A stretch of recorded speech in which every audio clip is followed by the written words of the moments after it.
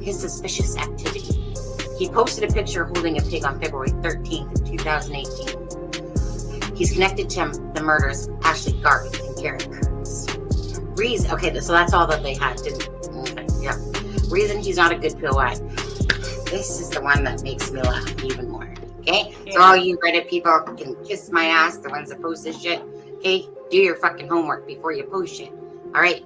So it's like, he has no known ties to the bridge or even Delphi for that matter. Really, considering his mom and dad had a cabin right next to Kurt, so right over there near Delphi and Brookston.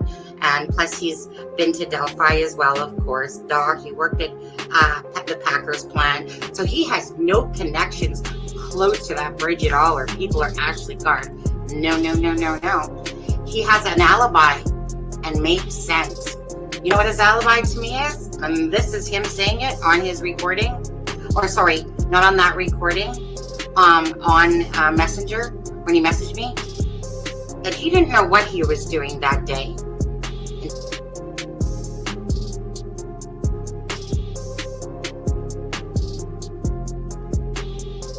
Mike Patty said, hey, I don't know what's going on, but I have to go by what the detectives tell me, by what the officials investigating tell me.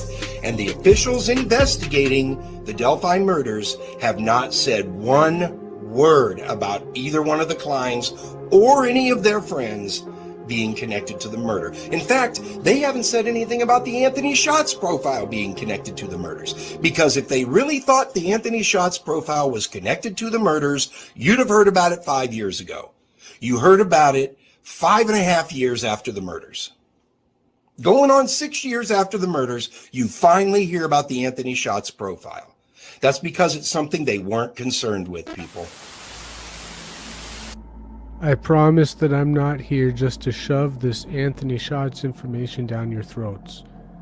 I just can't seem to understand why the people who theorize and try to use their brain and make up theories, there's plenty of facts out there and there's plenty of reasonable options to venture.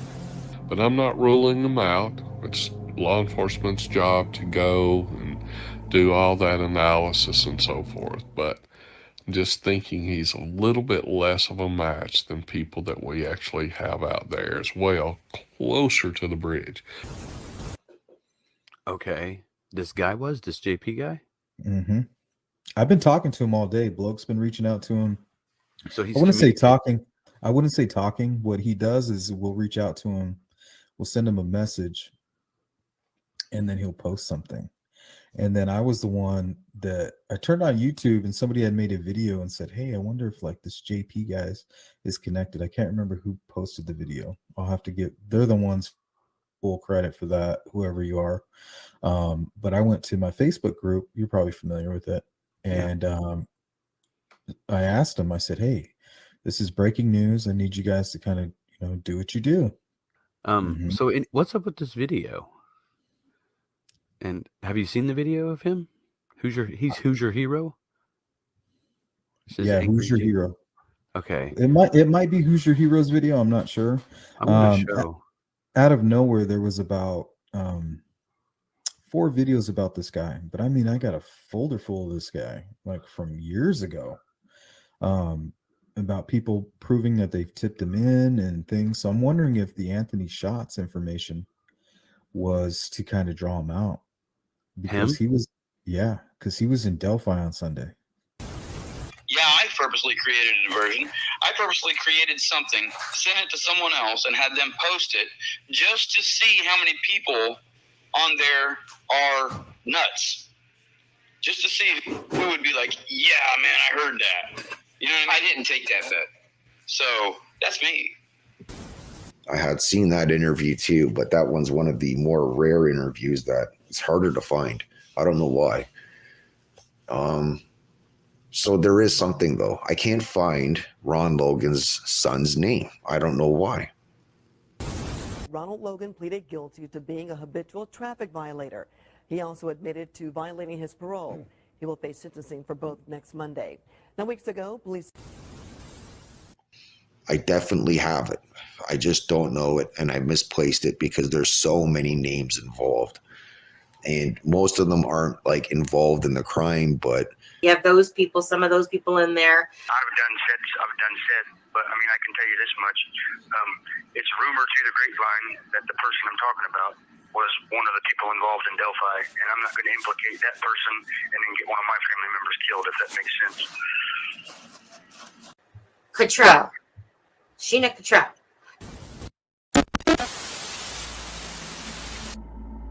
So this guy, Keegan Dunker, I have no idea who the hell he is, but you probably do if you followed everybody's Delphi videos on YouTube.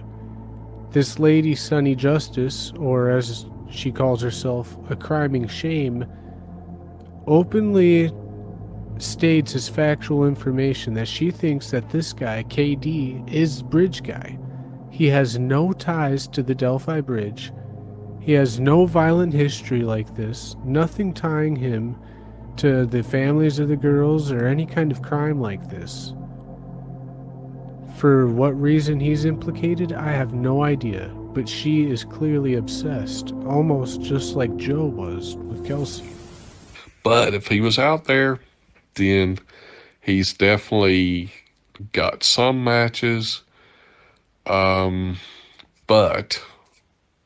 But others Think about possibly more. Let's move forward here. Really neat. So why don't we get to it? Let's do that. What do we get in? What is it tonight? What's the theme? I'm so happy you asked. Vortices, if I may say. Vortices. Over here, okay. please. To the This is official the size and weight, almost like vortex generator. Looks like to all, so it looks like an ordinary trash can to me, Bill. Oh, John. Well, I guess it is in a way. Yeah, but this is actually a precision instrument. what we were looking for on information surrounding the, I don't want to call it a rumor, but it was a rumor, and it turned out to be a rumor, that Pat Brown in 2020, because I had never heard that before, talking about last night, and I guess some of you guys have seen a Shattered Mirror's new video where he was talking about Rat Brown, and how Rat Brown has gone into hiding.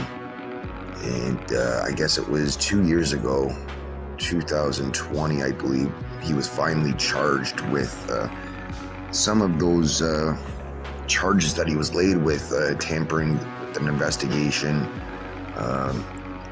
abusing somebody under the age of 14. You know, this is the kind of person you got to remember now. So February 13th, this piece of shit parked his truck in the cemetery. This piece of shit inserted himself into the search team. And I found it extremely interesting because if it was the same Pat Brown, for sure that you have to look at where it pertained to. Like, what did these charges stem from? And that's what I wanted to find out. And that's why this is like a working case open, you know, it's a theory. It's a case study. And so I'm keeping everybody up to date on all of the information that we're looking for. This piece of shit was seen in the cemetery area the next morning as early as of 5:30, maybe even earlier than that, due to the fact that it was Jerome Weiss leaving that scene that was then later investigated and said to have said that he was escorting Pat Brown into the cemetery area due to the fact that A, he couldn't find his keys, or B, he was just giving him a lift over there to look for the keys.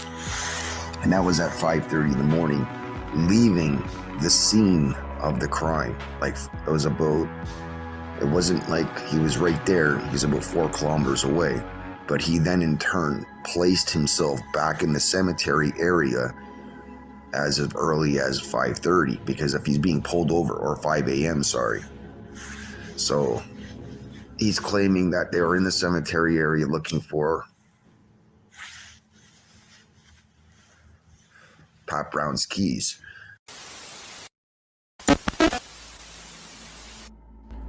So Pat Brown is also, in my opinion, just a normal guy. Somebody's grandpa, somebody's pap. And all because he had an orange truck that was visible from the helicopters on the search, and he allegedly lost his keys. He's a cold-blooded murderer. They even doxed the wrong Pat Brown, who had a horrible criminal record. It's horrible. I'm just looking at it as, look at the connection of Vegas again in Indiana. Now, are they attempting to once again snowball that Tony Klein fact, right? Like, I'm not saying Tony Klein and Keegan Klein aren't involved. I'm saying if they're involved, they're most likely involved on the videotape flipping end.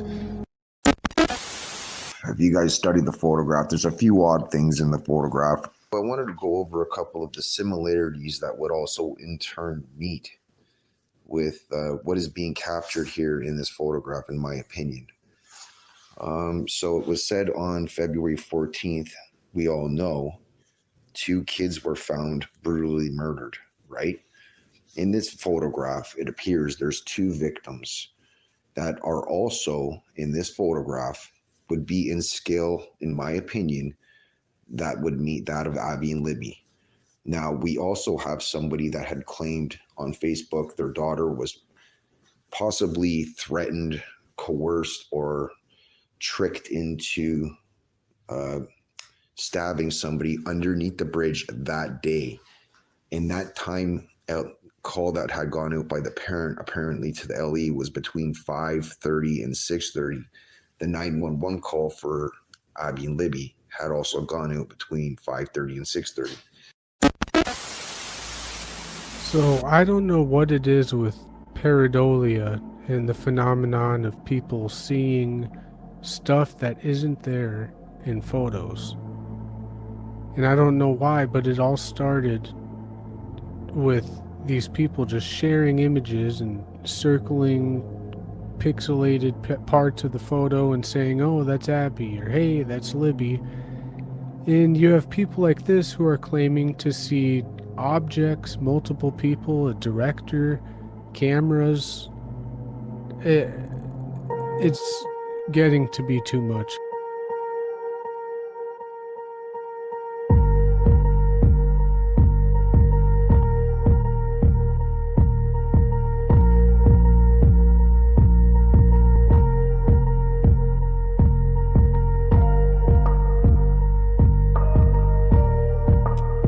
Damn it, I spelt blaming wrong. Always a typo somewhere.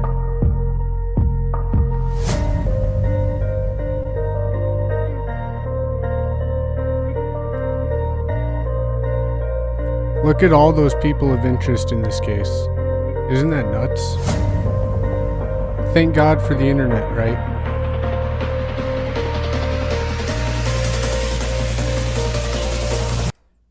Alright. Just thought we'd start off the stream with a little bit of that. Yeah, that was what I was counting. I think that was 4 or 5 just random citizens of Delphi that have been blamed for murder. Their backgrounds being looked into. Half of them being the wrong background checks. Man, these guys have no boundaries. No boundaries. So, definitely welcome you guys. Thank you for coming in. Today, we're going to do a few things. I wanted to go over Jason Hebert's family interviews with Anna, Becky, and Mike, and then with Carrie. But then I also was looking on Reddit, and I saw that the new Scene of the Crime podcast came out, an update for 2022. They had their whole first season, Scene of the Crime podcast, and it was a long time ago they made it, and they haven't followed up until now. So we're going to look at that podcast first. Also, the other day, you guys might have seen, maybe not, Rick from Delphi After Dark did a live stream talking about Ron Logan involvement. And also me, I've been in a chat recently about people, saying their theory about how Ron Logan must be the killer and all that. So we're going to go through that.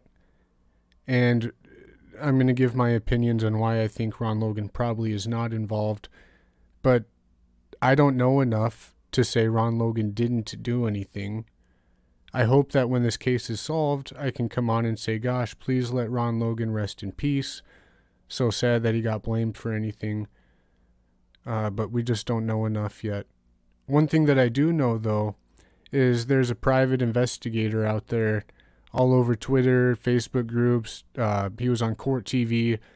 He's a private detective named Jensen, and he went on Twitter showing a picture of Ron Logan's hat, saying, "Look, Bridge Guy and Ron Logan were wearing the same hat.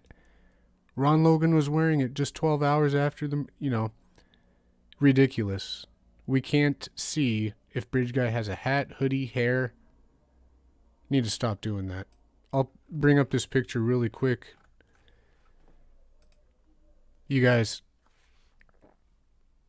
to me, every different frame of this photo will make his head appear different. Please don't tell us anymore that he's wearing the same hat as Ron Logan. That's just too much, guys. That's just too much. That's a good question, Anna, and welcome. I don't think anybody hired him. I think he just came in here and claimed it as his. I'm not even sure. I think the family of Crystal or Kylan might have hired him in the Kylan and Crystal case, but I don't know if that's even the case. Welcome, James. Welcome, Chopper. Anybody who I didn't say hello to in the chat, really appreciate you guys coming here. Okay, yeah, let's get into it. And also, I forgot to mention, Tom Webster did a fantastic deep dive into Keegan Kline and Tony Kline, but we're just going to play, I think, 15 minutes of his video that he just put out, and it's about Ron Logan. So we're going to try to keep the topics on topic. So we're going to do the new scene of the crime, then we'll talk about this Ron Logan situation that's so popular right now for some reason, and then we'll look at those interviews on Jason Hebert's channel. So we might be here for a while. That's okay, though. Me too. I just want to see evidence that it's Ron. If, they're really out there claiming 100%. Jacqueline, so good to see you. Seahorse Obsessed, welcome. Glad you make it. Yankee, welcome, Yankee. Okay. Might be a little bit boring, but at least we got the chat here. This is just a plain old podcast, and that's it. Let me see if I got a picture we can put up over it. Probably not. At least we got the chat going. I'm probably not going to do too much commentary. If they decide to strike me, so be it. I don't even care anymore. I do not even care.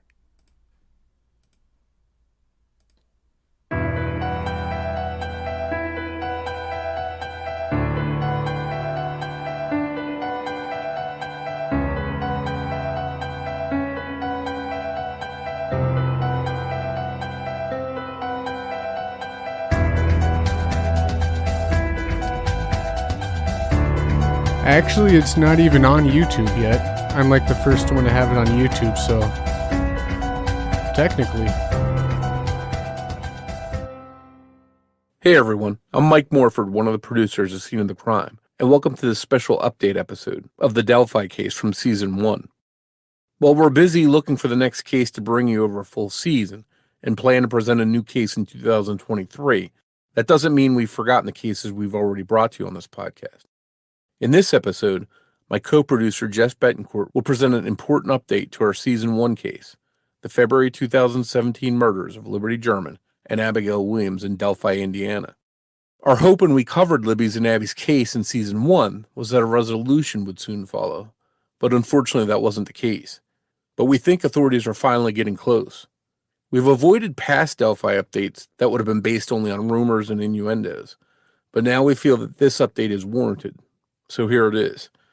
After Jess walks you through the latest developments on Abby's and Libby's case, my other co-producer, Gray Hughes, will join me for discussion on what these developments may mean to the case. Gray's there. See, I didn't watch this podcast yet, so I'm doing it for the first time. That'd be pretty cool.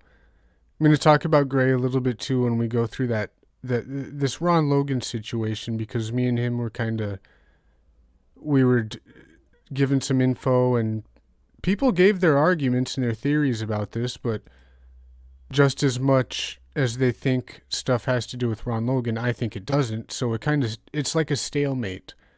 And those are the worst kind of theories to debunk, is the ones that you don't have any proof for it, you don't have any proof against it.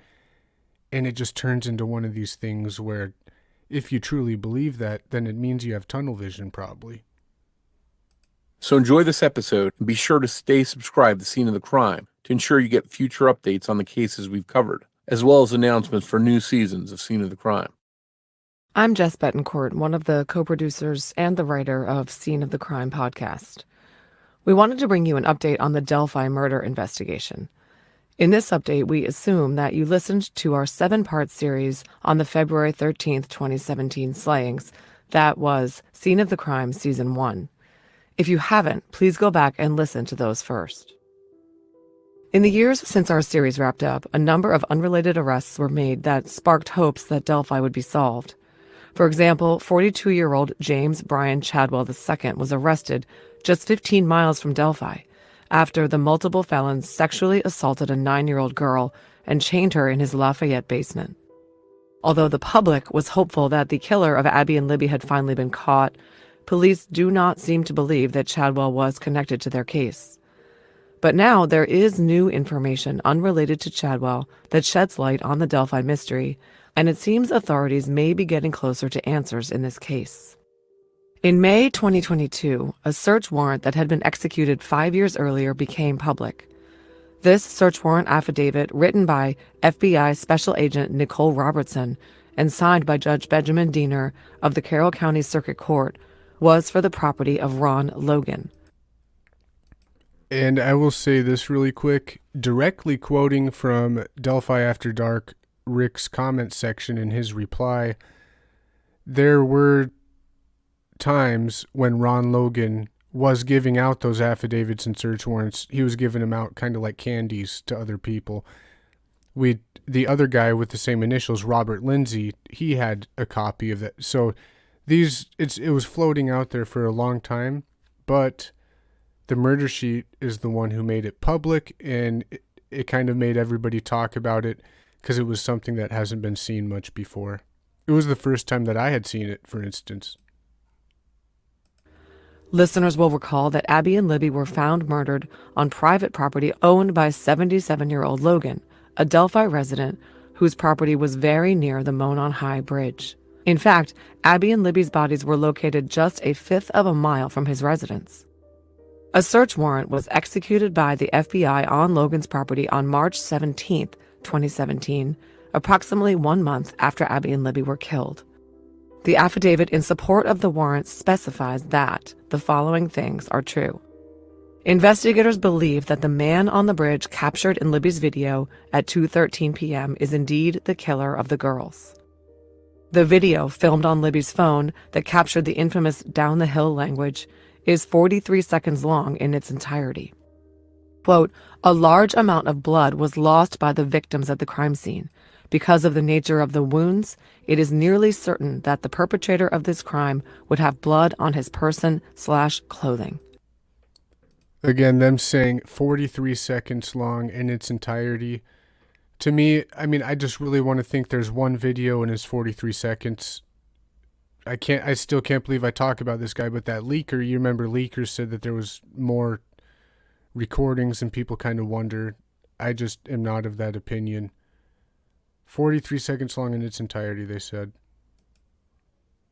And in this warrant, it made it clear that there was a lot of blood, and that's how they could, in my opinion, that's probably how they can tell that they were moved or staged. End quote. Investigators suspect the killer may have taken a souvenir from the scene of the crime, as at least one unspecified item of clothing was missing from one of the girls. The remainder of their clothing was located. Quote, "It appeared the girls' bodies were moved and staged," end quote. There were no signs of a struggle or physical altercation on the girls' persons. Investigators also recovered unknown fibers and unidentified hairs at the crime scene. Investigators sought to search Logan's property for evidence of anything having to do with the slayings, including forensic evidence, hair, bodily fluids, guns and cutting instruments, as well as electronic devices and storage media.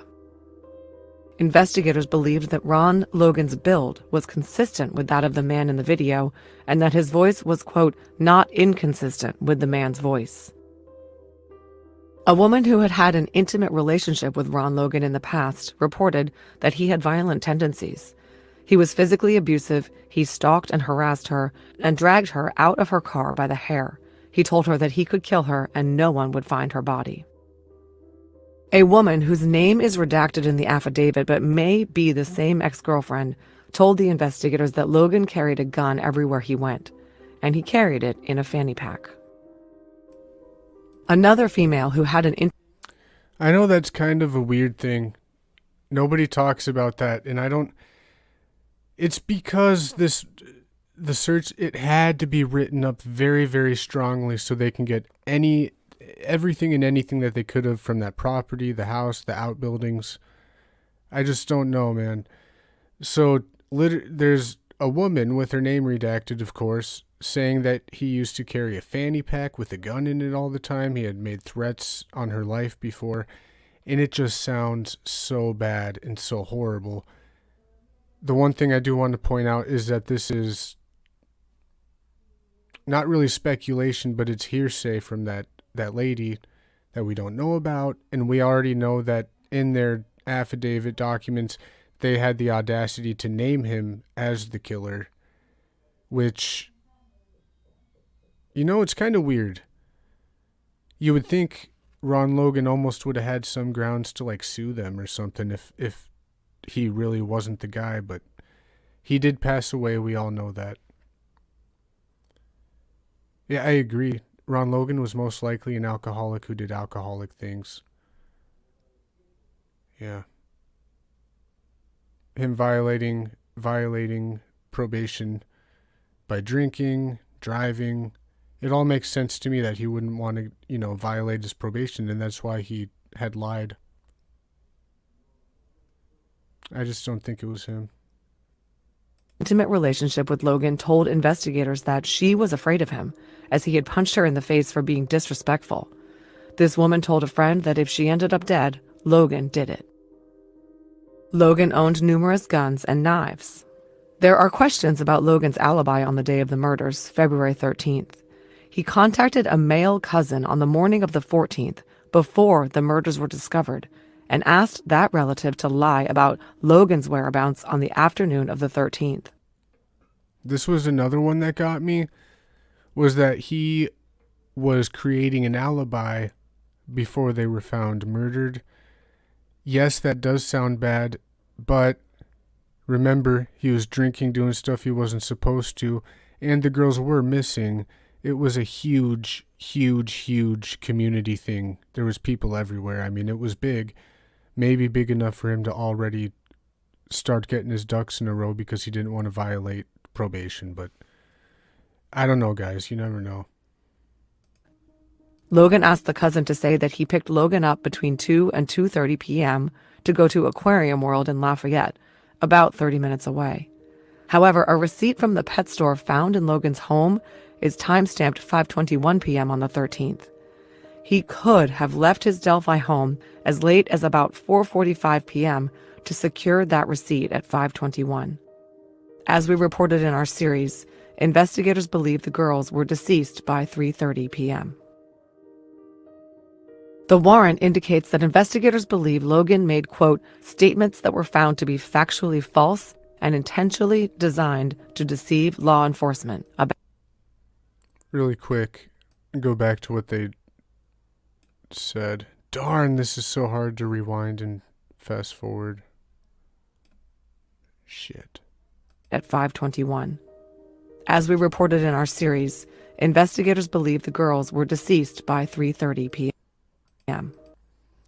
Okay, so they must have talked about that in the Scene of the Crime podcast prior. So they had investigators tell them that everything was over by 3:30. That's why I wanted to pause it, because that lends credence, of course, to when David Erskine had some text leaks if you guys don't know who he is, that's the uncle of Abby, a volunteer firefighter. He was searching, allegedly one of the people who found the girls, and he leaked some text talking about the way they were found and stuff. So one thing that he said is everything was over by 3:30 as well. The warrant indicates that investigators believe Logan made, quote, statements that were found to be factually false and intentionally designed to deceive law enforcement about his alibi.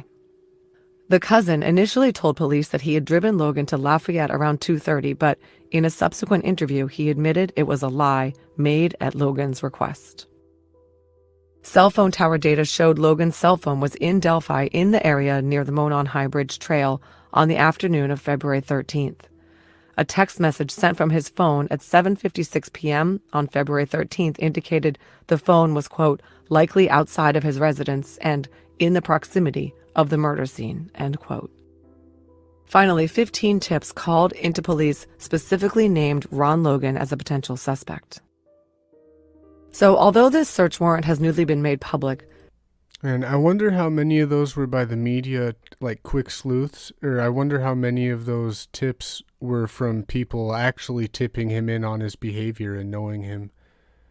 See, I'll say it again, I would never take Ron Logan off the table because we just don't know, but it's the thing is with this new theory going around is people are really kind of saying that the FBI may have done a good job, and I'm of the opinion that they screwed up really bad. So you got one side saying that ISP in Carroll County screwed up, then you got these guys saying, me, FBI screwed up. Maybe everybody screwed up. How about that? But really, I think they're on the right path right now. I believe in ISP way more than I do FBI.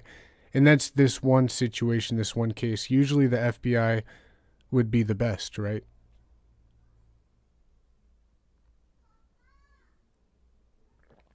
Yeah, the new theory is pretty much that ISP in Carroll County dropped the ball and screwed up so royally that they're just kind of going along with this Klein thing because they screwed up so bad in the beginning about Ron Logan. That's like the gist of it.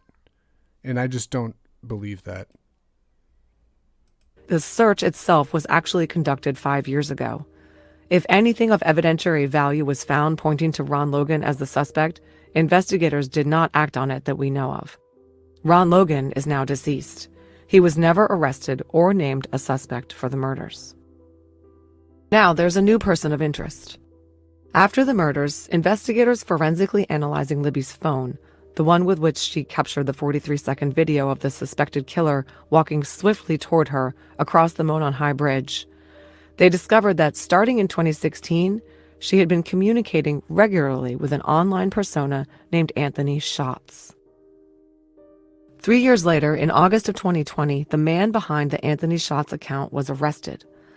None of this information was released until December 6, 2021, when Indiana investigators announced via a press release that they were seeking information about a fake social media account using the handle Anthony Schatz.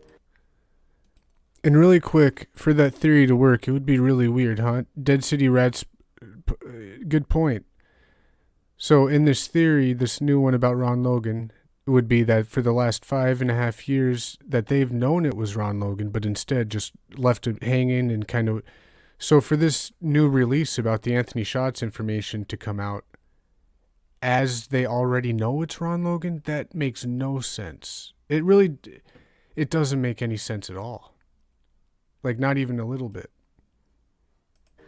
They declined to specify what the connection was, if any, to the Delphi case, but now we know, thanks to a podcast called The Murder Sheet, which obtained documents relating to the case, that unbeknownst to her family, Libby was completely enthralled with someone she thought was a cute older boy who had accounts on both Instagram and Snapchat since July of 2016.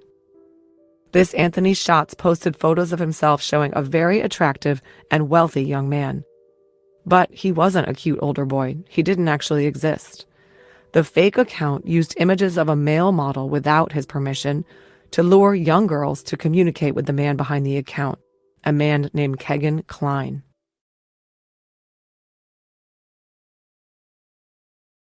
On February 25, 2017, 12 days after the murders, police served a search warrant on Kline's home on Canal Street in Peru, Indiana. 6 of Kline's electronic devices were seized at that. And I just want to point out, so they were raided the same day that they got back from Las Vegas. For some reason, I'm thinking that they would have got raided even sooner, whether it be one day or like 5 days, whatever. Is the reason they weren't raided a little bit earlier because they were out of town, or did they follow it up right then and there when they got the tip or whatever it was that led them there? I don't know, but man, that is dropping the ball. I will tell you, to raid the Kline's house so soon and have him not be in jail for 3 years. Oh man. Yeah, I think everybody screwed up a little bit. Man. Oh, Jerry, thank you so much, Jerry. That is so nice of you. I appreciate you. Who's the cousin with an alibi? His name was redacted. But yeah, I have an idea of what his last name is, but it might start with an S, but I think it was redacted from the document. But really, it makes so much sense to me that Ron would do that because he didn't want to get in trouble, for drinking and stuff. That time, but he wasn't arrested until 3 years later. In an interview on the 25th with Indiana State Police Sergeant Kunstek and FBI Special Agent Willman, Kline admitted that he was behind the Shots account. 2020 charging documents alleged that the purchase of the fake Shots accounts was to, quote, solicit nude images, obtain their addresses, and attempt to meet them, end quote. According to legal documents, through the Catfish account, Kline obtained over 100 sexually explicit images and 20 videos from about 15 teenage girls, including sexual images of children between 12 and 17, adults involved in sexual acts with children between the ages of 13 and 11. Alrighty, sorry to hop in here one more time. Just answering some... There you go, Geek Mom got it. Yep, the cousin with the alibi wasn't for the Klines. It was for Ron Logan. That was the one we were talking about. Yeah, I know it looks good, guys, but as somebody who has led a life of, drinking, being just a regular alcoholic guy, I can totally see, when you're in addiction or alcoholism, you lie, you do stuff that benefits you. Makes sense to me, but I can understand other points of view, I guess. I would just like to see, more proof on that side of things. And images of drugs and of Kline with a handgun. All of this according to WTHR. Upon his arrest, Kline was charged with approximately 30 different crimes, including possession of child sex abuse material, child solicitation, child exploitation, synthetic identity deception, and obstruction of justice. He has pleaded not guilty. When police arrested Kline, they questioned him about communications between the Shots account, created and maintained by him, and Libby. Forensic examinations of his computer showed that Kline was logged into the Shots account on the day the girls were killed. Kline admitted to investigators that he had been communicating with Libby on the night before the murders when she was at a sleepover. Based on the transcript of the police interview with Kline obtained by the murder sheet and subsequently the media, Kline communicated with Libby for a few hours while she was at the sleepover and then blocked her because she was, quote, annoying. However, he denied setting up any kind of meeting with her. He said, quote, see, I don't remember ever saying to meet up with me, though. Whether the police have any evidence that he did so remains unknown. Kline has also repeatedly denied having anything to do with the slayings. He said in his police interview it was a, quote, coincidence that I happened to talk to her. Furthermore, he said, quote, I don't remember talking to her really. I didn't even know who she really was until after I saw that on the news. But police have said that after the murders, Kline said to another online contact, quote, OMG, what happened? Yeah, we were supposed to meet up, but she never showed up, end quote. To date, Kegan Kline has not been charged with any crimes relating to the Delphi murders. But there is some indication. They were supposed to meet, but they never showed up. That, to me, is one of the maybe 5 or 6 or there's like a handful of things that will point you directly to the Klines that I consider proof. So, just saying. I'm going to back that up just a little bit because planning to meet them that day is really... How do you explain that away? My question. Kline's Samsung Galaxy phone was factory reset on February 23, 2017, 10 days after the Delphi murders, and before he knew police planned to search his home. However, investigators were able to obtain information off the phone, including discussions about Kline meeting people in Las Vegas and prostitution. On February 27th, 2 days after the search warrant was executed at his home, Kline contacted police claiming he had located his iPhone 5, something they had been seeking. On the phone, investigators found images of girls of indeterminate ages posing nude. They also found much of the data from Kline's Facebook, Instagram, MeetMe, Snapchat, and Twitter accounts. Does any of you guys got the facts in the chat? I'm messing it up, but when was his obstruction of justice charges? Did he get, my question that I forgot, did he have 1 or 2 counts of obstruction of justice? And was one of them dated for 2017? Because for him to hide that phone for 2 days, or allegedly lose it and find it, all the while deleting apps and deleting conversations and all that crap, does anybody know the answer to that? Because I was under the assumption that there might be one obstruction of justice from 2020, but I'm not sure. Can't really remember. If anybody does, drop it in the chat. Had been deleted. A review of the phone found that hours after police left his home on February 25th, Kline had uninstalled and deleted Snapchat and Instagram, essentially getting rid of the Shots accounts. The following day, MeetMe was uninstalled and deleted as well. The browser's search history had also been deleted on the morning of February 27th before the phone was turned in to authorities. Kline reportedly also searched on his computer for updates on the murder investigation and for, quote, how long does DNA last? And there is reference in his interview to him failing a polygraph examination conducted on Kline by Sergeant Matthew Collins, in which one of the questions was, do you know who committed these murders? Can anybody think of a plausible reason why you would Google, how long does DNA last? Unless you're in CSI college or something. Unless you're studying to be a crime scene technician and you're studying for a test. Unless you're planning to commit a crime or have created a crime. Or, not created. Sorry, I'm getting my words messed up. Yeah, there's not really a plausible reason. I forgot, we got his answer too. When he was asked that, what did he say? I forgot what he said. I was just wondering. Just wondering how long DNA would last, You never know. And that brings up Kegan Kline's father. In the interview with Kline, police interrogators told Kline that they suspect other people also have access to his Anthony Shots account. He admitted giving the password to the account to, quote, a lot of people.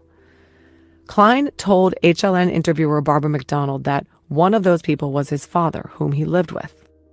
He said he believed investigators were trying to pin the Delphi murders on his father.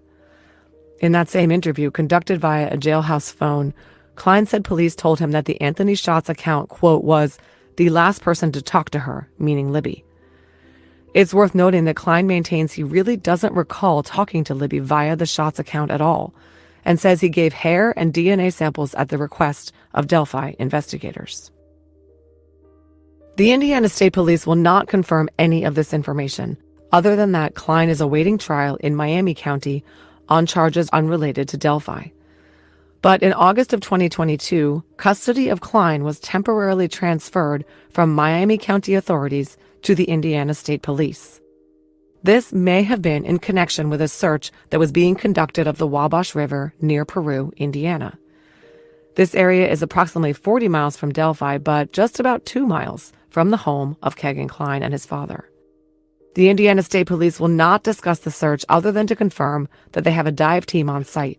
But WDRB reports that, quote, investigators have spent weeks using metal detectors and scuba gear to search the area about 2 miles from the home where Kegan Kline of Peru, Indiana, was living with his father on February 26, 2017.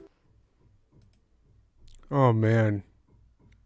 Yeah, that's a good point, too. It's really weird how he's really crafty and smart at times and then incredibly stupid at the same time. Saying, yeah, he's street smart. I don't know what it is. It either goes down to some kind of mental health thing, but I think what it is he has really bad impulse control. What do you call it? Impulsivity. He's very, very, very impulsive is what I think. And I don't know where that comes from or how you break it down, but The Murder Sheet podcast says that an anonymous source confirmed that the search is related to the Delphi murder investigation. Kline remains jailed with a $265,000 bond in the child pornography case. His trial, delayed by the temporary change in custody, is scheduled for January of 2023. As we approach the 6th anniversary in the Delphi murders next February, we're learning more and more about the avenues of investigation police have explored. Perhaps closure is not too far off. As a reminder, there is still a $250,000 reward in this case. If you have any information about the murders of Abby Williams and Liberty German, please contact the Indiana State Police. Hey, listeners, you are back here with Mike Morford and Gray Hughes, producers of Scene of the Crime, and we are here to discuss some of the recent developments in the Delphi case. How you doing, Gray?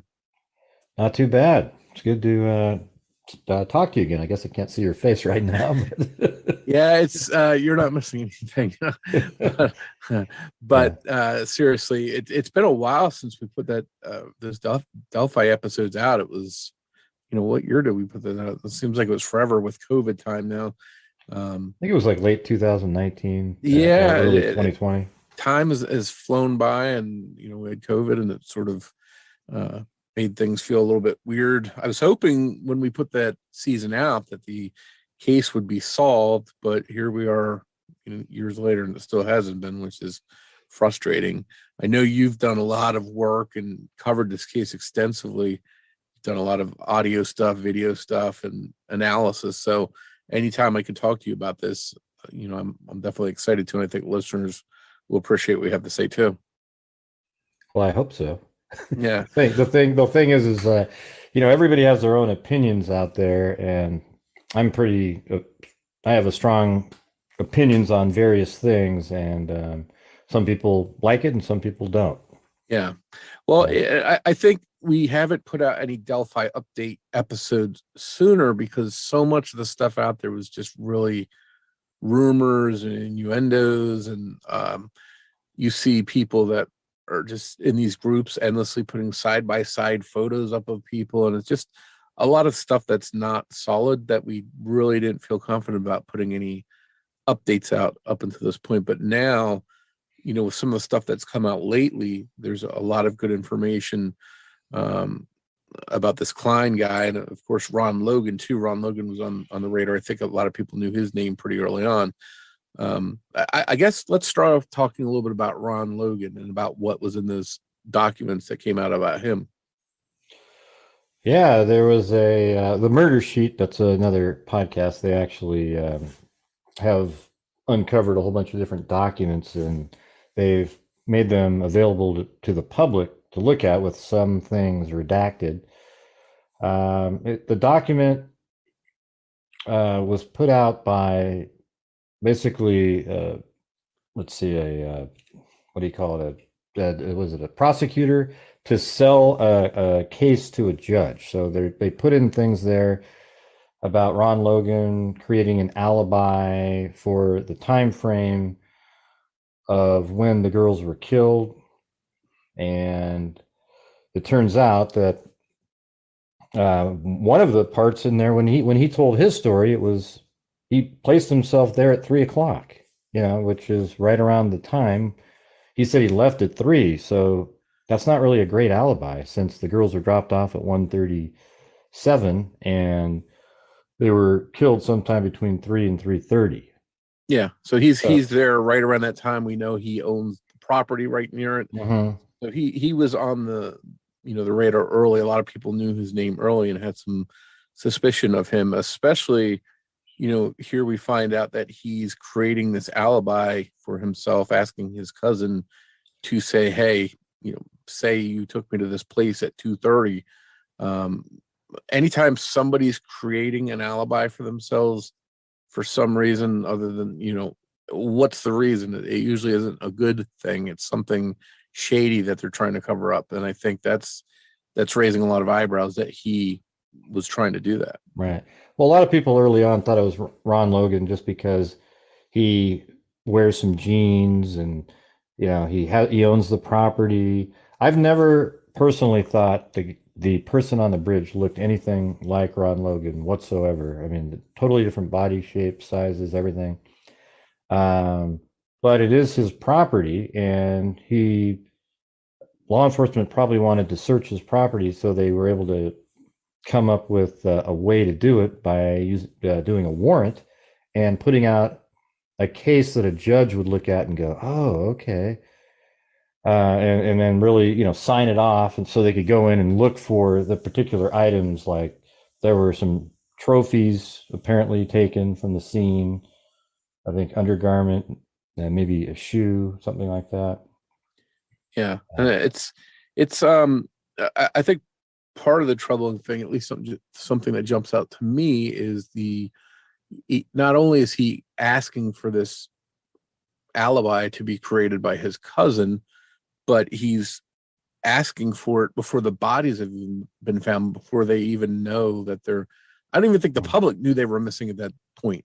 Well, yeah, he did though, and there was people searching. And here's the thing: Ron Logan he's not allowed to drive. Okay, so he's not allowed to drive, and he knew that they'd be over. I guess apparently he left to go somewhere to aquarium, aquarium, and so forth, and he just didn't. It's possible that he came up with the alibi to avoid getting in trouble for that. That does make sense. Because, and again, switching any part of your story to make this fake alibi, it could be for something minor, like he just doesn't want to get in trouble for what he's already in trouble for. It doesn't automatically mean that he was responsible. But really quick, I just wanted to pose a question because I've never heard it really put this way. Just made me think. Great question. Broken Pinky Promise says, something that doesn't make sense is that they said that the bridge guy picture is so bad because it was taken at such a far distance, which is completely true, especially when you're looking at it.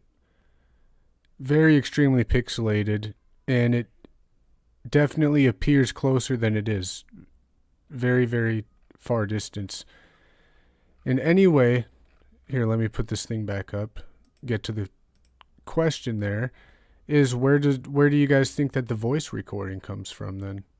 That's just a good question the way you think of it. Because when you think about how far away the video is taken, that voice must have been close. So, I don't know. Yeah, the other... Huh? Yeah, those little... Forget what you call it. What do you... Switchboard, maybe. Kind of some slapstick stuff. But you bring up a good point. If he already knew by that time that the girls were missing, they hadn't been found dead yet because they weren't found dead till the next day, he is making up that alibi in advance for their bodies being found. So it, on one hand, it does certainly seem, shady that he's doing this, but it doesn't necessarily mean that he is doing it because he killed them. It could be for some other reason and doesn't want to get in trouble for this other crime that he's already done and right face further consequences. And the phone, and the thing is, the phone pings. The way they word it is his the ping is consistent with, Ron Logan's property. Well, yeah, I mean, there's a cell tower just north of Ron Logan's property. He lives there. So if he's home, his phone's going to be pinging in an area, and they say consistent with the crime scene. Okay, now I don't know if they have it where they can more specifically direct it down there based off of one tower. There's this one tower north of him, and then there's some a distance away. So I don't know if they were able to triangulate. That's why they say consistent with, because yeah, any ping of his phone is near his property, and I believe it's something like 1,400 feet from the crime scene. Yeah. So, without getting into getting a specialist here to talk with us about the triangulation of cell phone, I don't know how many towers are in that area. Is it one tower? Is it more than one tower? How are they getting this down that close? It may not even be that suspicious. If there's only one tower and it shows him in the area, then that's not really a big deal because he lives in that area. Now, if it somehow gets him down to that creek, if they can get it down there, well, all of a sudden that's, seems a lot more damning. Yeah, and another thing to look at is they took all of his electronic devices, computers, cell phones, everything, searched that entire property, including his vehicle with a fine-tooth comb, and they found absolutely nothing. And don't you guys think what Gray just said about them seizing all, you guys saw what they were looking for in that affidavit. They were looking for literally every single thing, especially electronics. So if we know that Keegan searched the voice of Bridge Guy 1,000,000 times, if Keegan searched how long will DNA last, if one of the clients searched for things like dead bodies of Sandy Hook victims, don't you think that we would have found at least one tiny thing that Ron Logan would have said? Don't you think that would have been known? I really got to be honest. This Ron Logan connection wouldn't really make it. It just doesn't make too much sense the way I look at it. Yeah, and another thing that jumps out is you mentioned they found nothing. We know the girls were killed sometime between 3 and 3:30, and his the time he actually went to that store, he could have left as late as 4:45 to get that receipt. I think it was at 5:15 or something like that. So could he have committed the crime, got all the way back to his house, cleaned up, changed his clothes, and then immediately left to get to that store by 5:15 to get that receipt? I personally think I have a hard time thinking he could do that. So to me, it's a little bit shaky that he could, commit this horrible crime, get home, get cleaned up, get his clothes changed, and arrive at that store in that amount of time. I just have a hard time buying that. That's a really, really good point too. Because the whole problem with this is, and let me also say, not everybody has an alibi when everything happens. So it's not like he was doing something nefarious. It's just that for that part of the day, from what was it, like around 1 p.m. to like 5:30 when he went to that store, he just didn't have an alibi. So he was trying to create one for that time for, in my opinion, reasons of not wanting to get in trouble for drinking. Okay. David has a question. Let's see. Has anyone seen that interview where Ron Logan says something about that's where they went through the gate? Who was the they he was talking about? The girls or the searchers? Yeah, haven't seen that one. Was that with Miss Wonderful, or was that on the news station?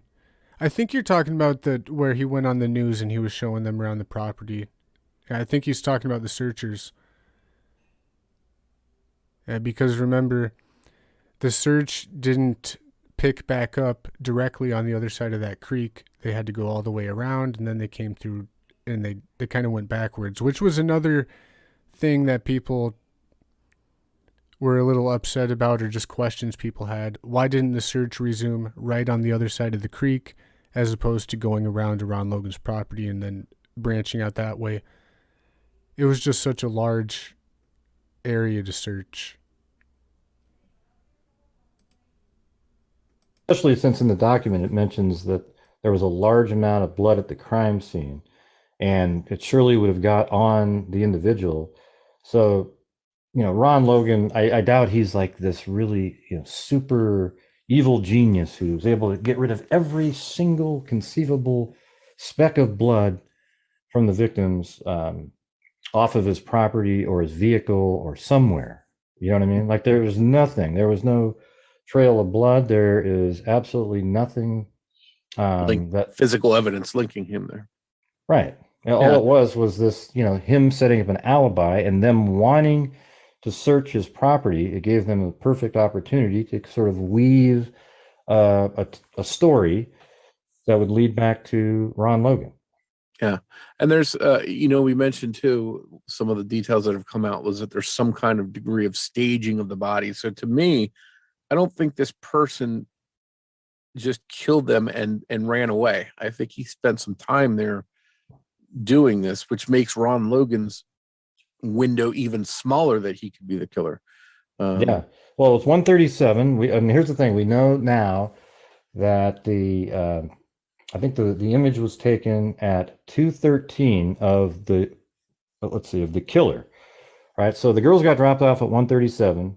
The killer on the bridge, that was taken at 2:13, and there's a photograph of Abby at 2:07 on the bridge. So it took them 6 minutes to get across the bridge all the way to the other side, basically. I mean, it could have been earlier and they just waited, but they saw this guy coming towards them, right? And they say the video is 43 seconds long, and the part where it says guys down the hill is near the end. So when the camera started rolling, he was quite a bit further back. I actually made a video the other day where I went backwards in time and with somebody that actually walked across the bridge, and God, he's another 70, 80 feet back walking when the video probably started rolling, and then he just catches up to him right at the end of the bridge there. Yeah. The timing obviously is a big concern in how much time it took to commit the crime, how much time the person stayed in the area with their bodies. Because what time did Libby's dad come? He got there at 3:15, about 3:14 is when his phone record, when he pulled in, when he called the last time, and it went straight to voicemail. And then he went out there looking for them. So could the killer have been out there laying low while he's out walking around? It's definitely possible. But then again, that creates an issue as, how does Ron Logan slip out of there while, Libby's dad is walking around the area? It makes it even harder for Ron Logan to escape. Yeah, that would... Man, these guys are making just some really good points. We're at about the hour mark now, though. So if we're gonna get through these topics today, we have to move along. I got the link there. I'll have to put it in the description for Gray Hughes because he was on the show. And I put the link for the podcast. You can probably get it anywhere, but this one is from Apple Podcasts. So that was only halfway through too. So there's about 30 more minutes of that episode. Oh man, this Ron Logan stuff is just weird. It just doesn't make too much sense. It just doesn't make too much sense. I was going to play Rick from Delphi After Dark's live stream and kind of go through and see what that was about. But I think instead here, I'm not going to share my screen, but I'm going to read a little bit from this Discord conversation that I had with these people on this Ron Logan theory, and let's see if anything that they said makes sense to you guys. I'm not being rude either. I'm just presenting the theory exactly how they wrote it. I'll tell you Gray's reaction to the theory right now. He said, well, that read more like one of those ads that mentioned 5 new dietary products that will make your hair grow, but then they never really mention what those products are for 50 pages. Get to the meat of what you're talking about, or I'm outie. Already got a bad vibe. So, yeah, Gray didn't really have any of it.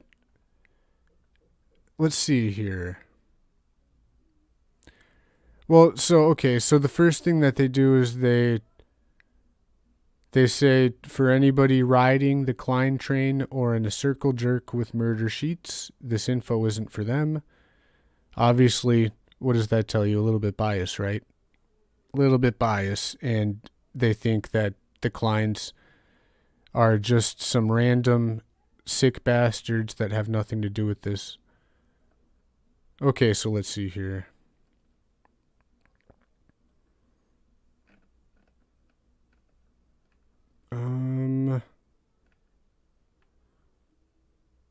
So here's the short version.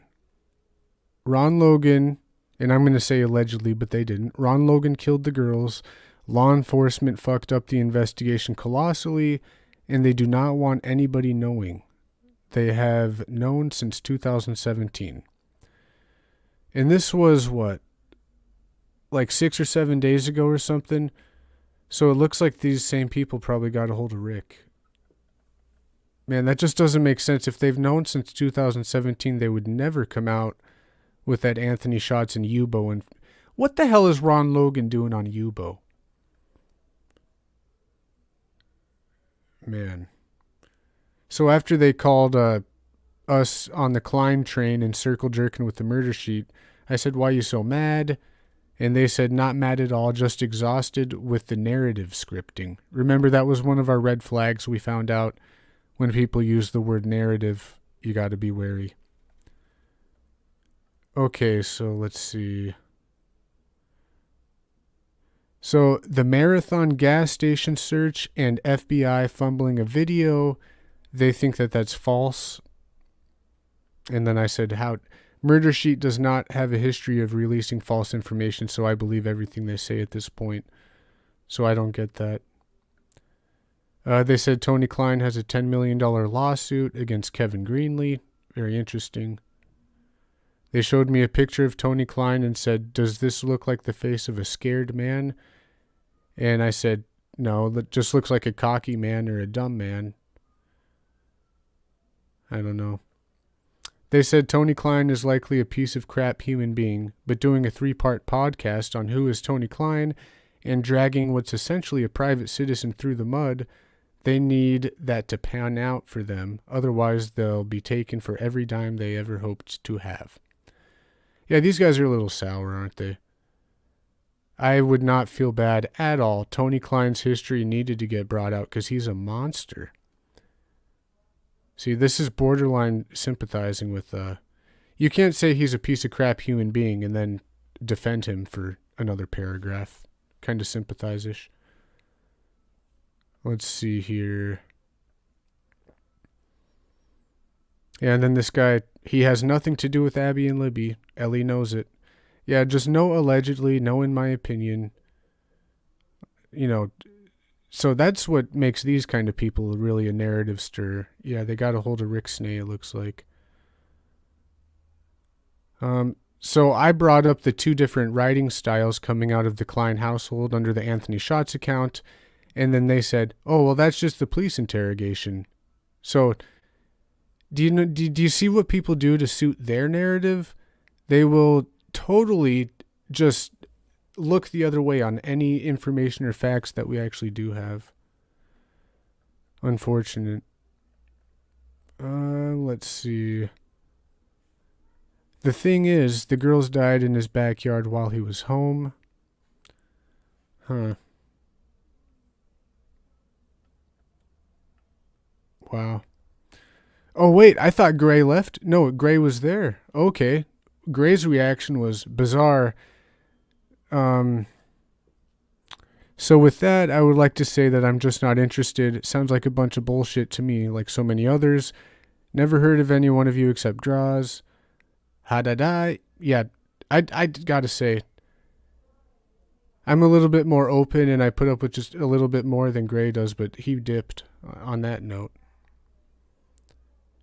Okay, then he says, Graz, let me ask you this. Just a very basic question for thought. And I said, okay. He says, okay, these 2 girls die, you are investigating, and you lose the evidence in DNA, so the killer can never be properly prosecuted. How do you explain that to the family? And I said, I guess by saying that there never was DNA, or it's unusable, or not enough. I don't know. And he said, yep.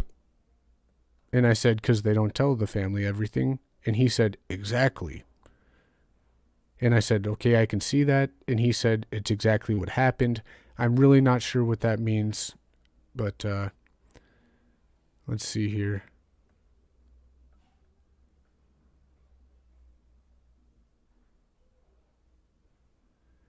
They're asking me for my source. Okay, wow. Let's see here. So they said, the FBI knows what's up, so you shoved them out. I said, I think FBI thought that they knew, but got shoved out for good reason. Just my hunch that I believe in ISP over Carroll County or FBI, and he might not have even got shoved out. They asked me, what's the reason? Why push out the feds with all the resources? I said, the way the Ron Logan affidavit was drawn up, the statements from Jay Abbott and the release from ISP in December admitting that they had made mistakes and didn't place fault on anyone, the new stuff about FBI losing evidence just solidified it. I don't know if they were pushed either, could simply just have had disagreements or stepped back themselves, I don't know. Then they told me, Jesus, where are you getting this stuff? Do you have a source? I don't understand why I'm the one who's having to give sources here. I thought my head was on straight during that, but who knows. There's a lot more there, but then I kind of dipped out too. I told them about, Anthony Schott's planning to meet the girls that day, and they said, that's never been said. That never happened. I said, yes, it did. Then they said, I'll bet you my left tit that it didn't happen. So I guess I'm over here and they owe me a tit. I don't really need one, but it just doesn't make sense. Good to see all you guys who are coming in. I see a few of you guys just popping in here. Thanks for coming in. Okay. Yeah, I'm going to drop the links in the description, but really quick, I'm going to drop the link in the live chat if you want to save it for later. This is Rick's live stream that Rick did kind of on that information. So I like Rick, always will, especially since he backed off on the DP stuff and he's really funny, smart. I just hope no one's getting tunnel vision on all this stuff because it's not that smart. You got that one guy, Jensen, on Twitter blaming Ron Logan. See, I want to say let Ron Logan rest in peace, but we don't know enough information, guys. I hope when this case is solved, which will be soon, everybody can be in peace that has nothing to do with this. Okay.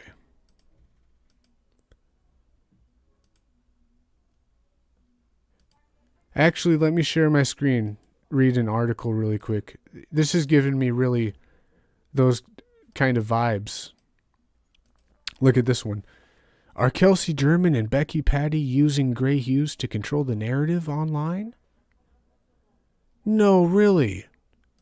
Who's the real cornet anyway? I forgot who that was. That's a weirdo. At the 5-minute and 25 mark from last night's episode of Gray Hughes Investigates, Gray stated that he called Becky and Kelsey to inform them that Joe Louis' YouTube channel had been taken down. How would Gray have known that Becky and Kelsey wanted Joe's channel removed? Unless they've discussed it before. What was Joe discussing that had Becky and Kelsey so nervous that they wanted his voice silenced? Oftentimes, people want silenced. Oftentimes, the voice people that want silenced is the voice that is treading too close to an uncomfortable truth. Jesus criminy, can you believe these guys? Man, I would Control-Alt-Delete that. Why are there so many idiots out there? I don't understand. Okay, so to end, this is going to end the Ron Logan conversation, and then we're going to watch the family interviews right after this. But I'm going to play this small portion on Ron Logan that Tom Webster did. Link is in the description, and I'll drop it in the live chat here too. Delete this video. These are some of the things I reviewed for Ron. I looked at the satellite images that I got last year to see if Ron's truck was visible in his driveway at 12:58 p.m., but it was too blurry. I added Ron's full body next to the killer on the bridge, just for comparison. I tried to find Ron's height, but I was unable to find it online even after I looked for his mugshot and arrest record, which did not list his physical attributes. So I tried to match up Ron's body over the killer to see if it matched, and I really don't think it's that close. You can see Ron's mustache is gray, whereas the killer has something more dark under his nose. During an interview Ron did with Inside Edition, they asked him to say "down the hill," and he agreed, and it does not sound like him in my opinion. Here's the voice comparison I made. Here or anywhere else anymore. You just cannot believe this terrible thing that happened to the community and the families actually happened here on my property in my backyard. Down the hill, down the hill, down the hill, down the hill, down the hill. To me, the voice of Ron does not match the killer. If you were a casting agent for voiceover acting, and you needed the voice of a really old man in his 70s or 80s, who would you pick, Ron or the killer? I would pick Ron because the killer does not sound like he's in his 70s or 80s. To me, Ron does, because there's that distinct older man tone to his voice that the killer does not have. Next, I'm going to review a timeline I made. Quite a few of these times I got from the search warrant. On the day of the murders on February 13th, Ron drove to something called a transfer station, which is where the locals bring their trash and recycling items. Cameras at that location picked him up from 11:53 to 11:58 a.m. It's about a 10-minute drive each way, so approximately from 11:40 a.m. to 12:10 p.m., Ron was at least away from his home going to dispose of those items. At 2:09 p.m., he called someone on his cell phone, which appeared to be in or around his property, although his exact location could not be confirmed. The tower data showed his cell phone was in the Delphi area, in the area of the Monon High Bridge Trail. 2:09 was 2 minutes after Libby posted the Snapchat photo of Abby, and 4 minutes before Bridge Guy encountered the girls. I saw online that people said it takes about 7 minutes to slowly walk across the bridge. So the timing doesn't really add up unless he called somebody while he was on the bridge at 2:09 and the girls were at the other end looking at him. Also, I wonder how many minutes did the phone record show that he was on the phone, from 2:09 to what? So if it was more than 5 minutes, it's highly unlikely he was the man on the bridge, unless he left his phone on while it was connected to somebody and left it in his pocket, but that seems really unlikely to me. At 5:21 p.m., there was a receipt that was time-stamped from Aquarium World in Lafayette, which was found in Ron's home on March 6th. The store is 22 miles or 30 minutes away. The next important time is 6:30 p.m. that night. These were Ron's comments on the murders during one of his TV interviews. And this time frame probably was the 6:30 p.m. when Orange Truck Guy knocked on his door. This is Ron's quote. "When they said the two girls were missing, I never thought the worst. I just figured, well, they got into the car and got with someone else like teenagers do. For them to get from there, the bridge, to all the way here, his property where they were murdered, with that rough territory they had to walk. You couldn't carry them in a million years or drag them or drop them off. They had to walk." So one thing that I will say, and I don't know why I'm defending these conspiracy guys, but Willow says, "You're right, expose the trolls," which they always are. And then Willow says, "But in my mind, that simple act solidified that he isn't BG. I mean, by the sounds of it, those clothes would be ruined." Totally. I agree with you 100% on what you're saying. Only thing that I'll say is that your hat probably wouldn't get ruined, and that's what everybody is. I think that Jensen guy, all these guys that really think it's Ron Logan, they say it's not the same jeans, boots, and jacket, but it's that hat for sure. Just really weird. But yeah, I don't think it's Ron Logan. I think that Tom Webster is killing it right now. This is the most not complicated, the most thorough timeline I've ever seen on Ron Logan. This is like every single Reddit post wrapped into one with a beautiful narrator. So if Ron thought they were with friends, why did he think he needed an alibi from his cousin when he called him at 9:20 the following morning? I'll get to that in a minute. But if he was guilty or knew anything about them being murdered at 6:30 p.m., why would he say, "I never thought the worst"? I'll get to that later also. At 7:56 p.m., Ron sent a text from his cell phone. The initial exam of this analysis indicates Logan's phone was likely outside of his residence and in the proximity of where Libby and Abby's bodies were located. So who did Ron send a text to, and what did it say? Who else was searching that area of his property that night at 7:56 and 10:16 p.m. when he received a text? The language is vague, and it's possible he could have been inside his house, and the author of the warrant crafted their language to try and get the warrant approved. At 10:16 p.m., Ron received a text, which I'm also curious to know who it was from and what it said.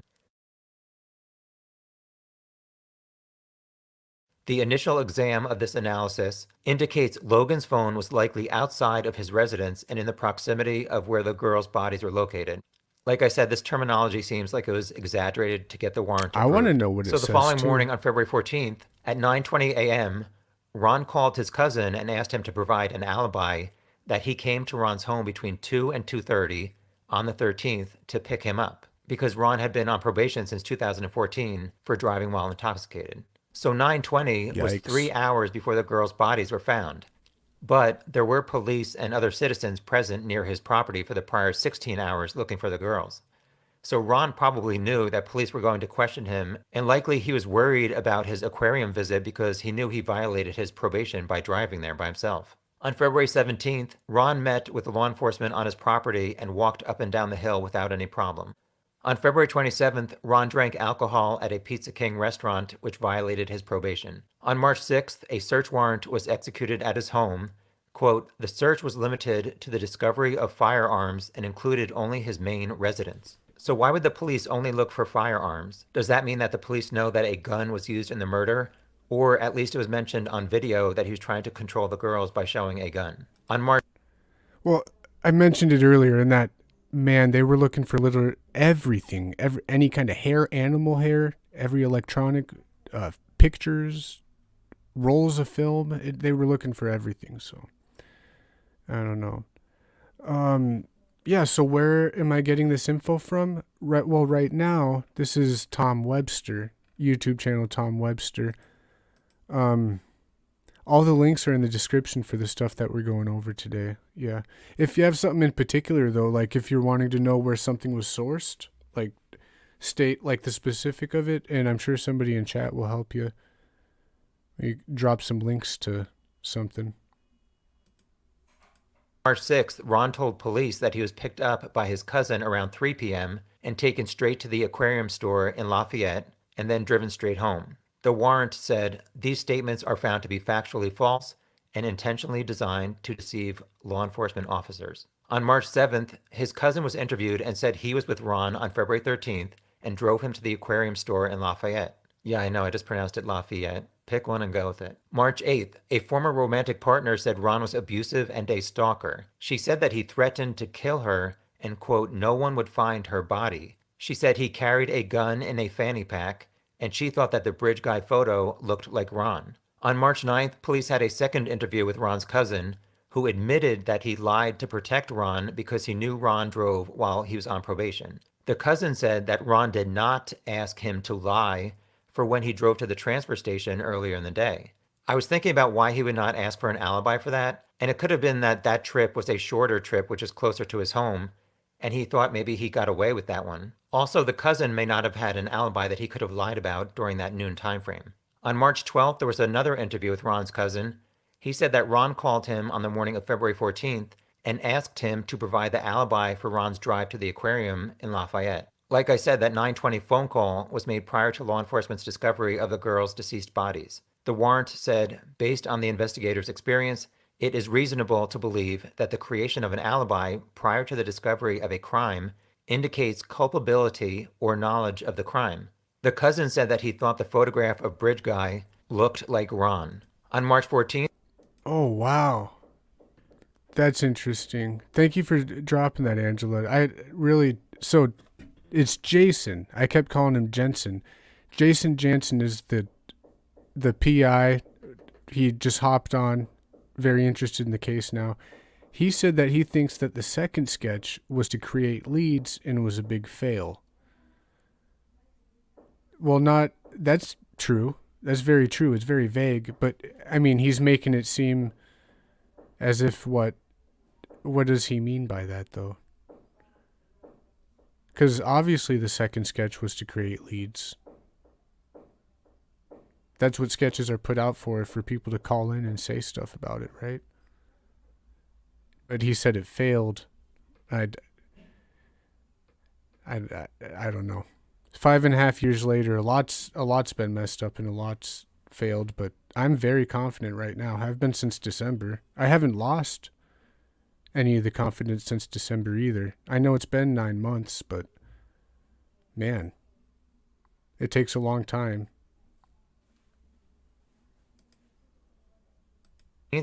Two former romantic partners were interviewed, and they said negative things about Ron. One of them thought he could be involved in the murders due to his past behavior. On March 17th, there was another search warrant of Ron's home, which is a lot more extensive. They referenced guns and knives again. Can you please ask that Jensen guy? I would really like to know. If he says that and thinks it's Ron Logan, why would somebody put a young sketch to generate leads for Ron Logan? That doesn't make sense. He's the founder of the Cold Case Coalition. Fancy title. Yeah, I know people who are the, ambassador of the Cold Case Connections. I don't know. I don't like that guy very much, obviously, because it's like those people, people have been around here a long time, and people come in a month and they think they solved the case. It's just really getting old. Why would they, say, oh, well, that makes sense, but why would they generate leads about Ron Logan through that younger sketch? That doesn't make sense. It doesn't make any sense. Again, so I imagine a knife was the murder weapon, and maybe a gun was used to get them to cooperate. So during the investigation into Abby and Libby's murders, police obviously found out that Ron was driving when he was not supposed to and also drinking. So on April 10th, he was sentenced to 3.5 years at the Department of Corrections for operating a vehicle after being a habitual traffic offender. He served about 1 year in jail and the remainder on house arrest. And on January 24th of 2022, he died from COVID. Just some other things I want to go over. So on March 17th, Ron told Inside Edition he was not home the whole time it was going on and that he was in Lafayette buying tropical fish and got home at approximately 6:30 p.m. And then a neighbor, which was Orange Truck Guy for people who are familiar with this case, asked if he could look on Ron's property for the girls.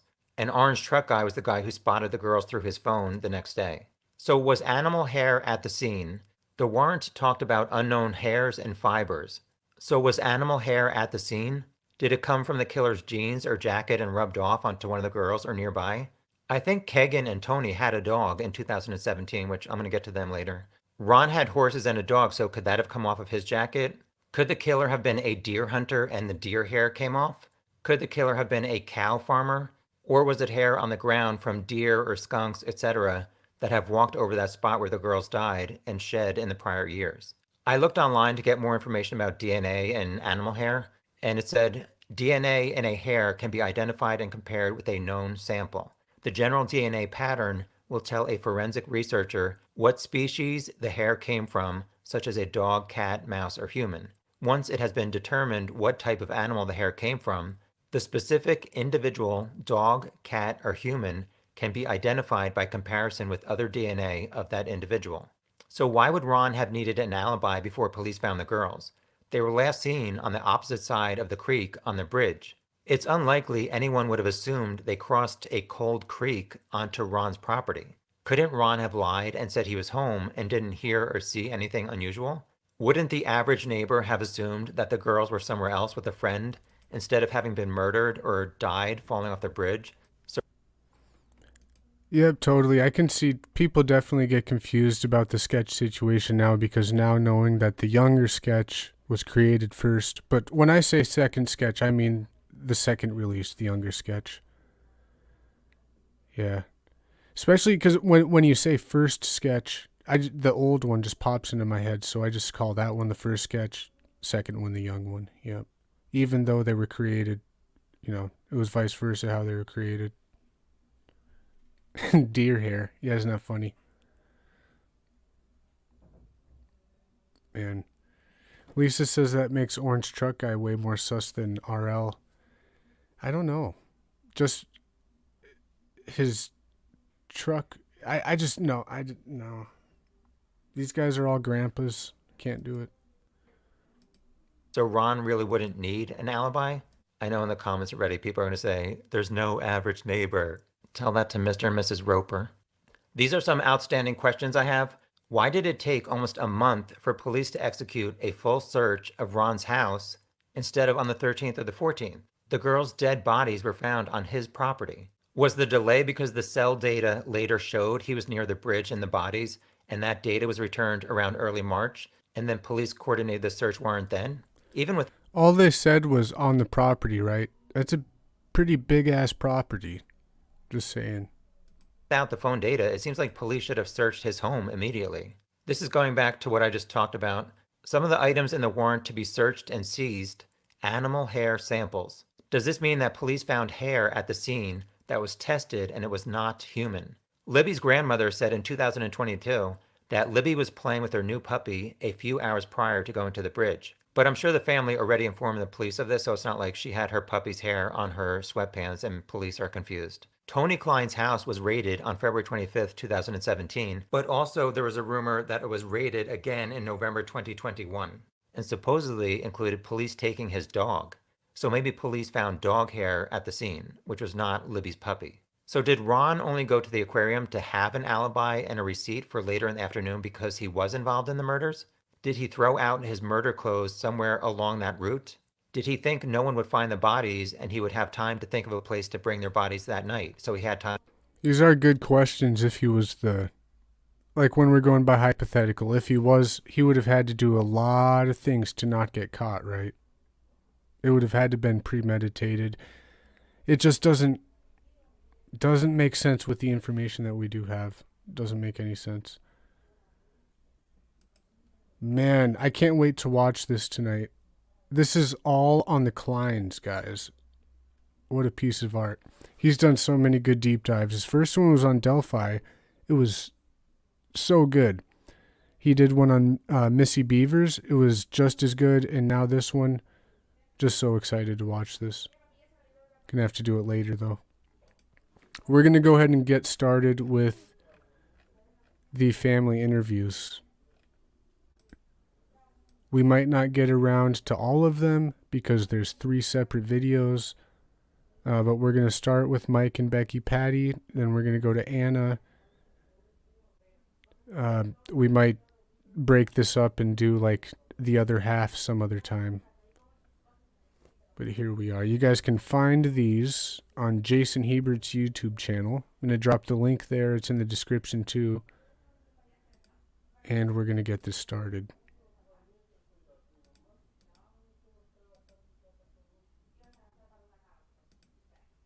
And you know how some people say that sometimes it's cool to go back through old interviews and old articles with new information in mind?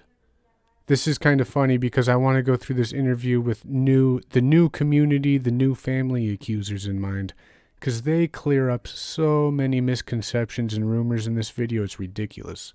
I think everybody who has it out for the family should go and watch all of these interviews and all the CrimeCon panels and just everything over again.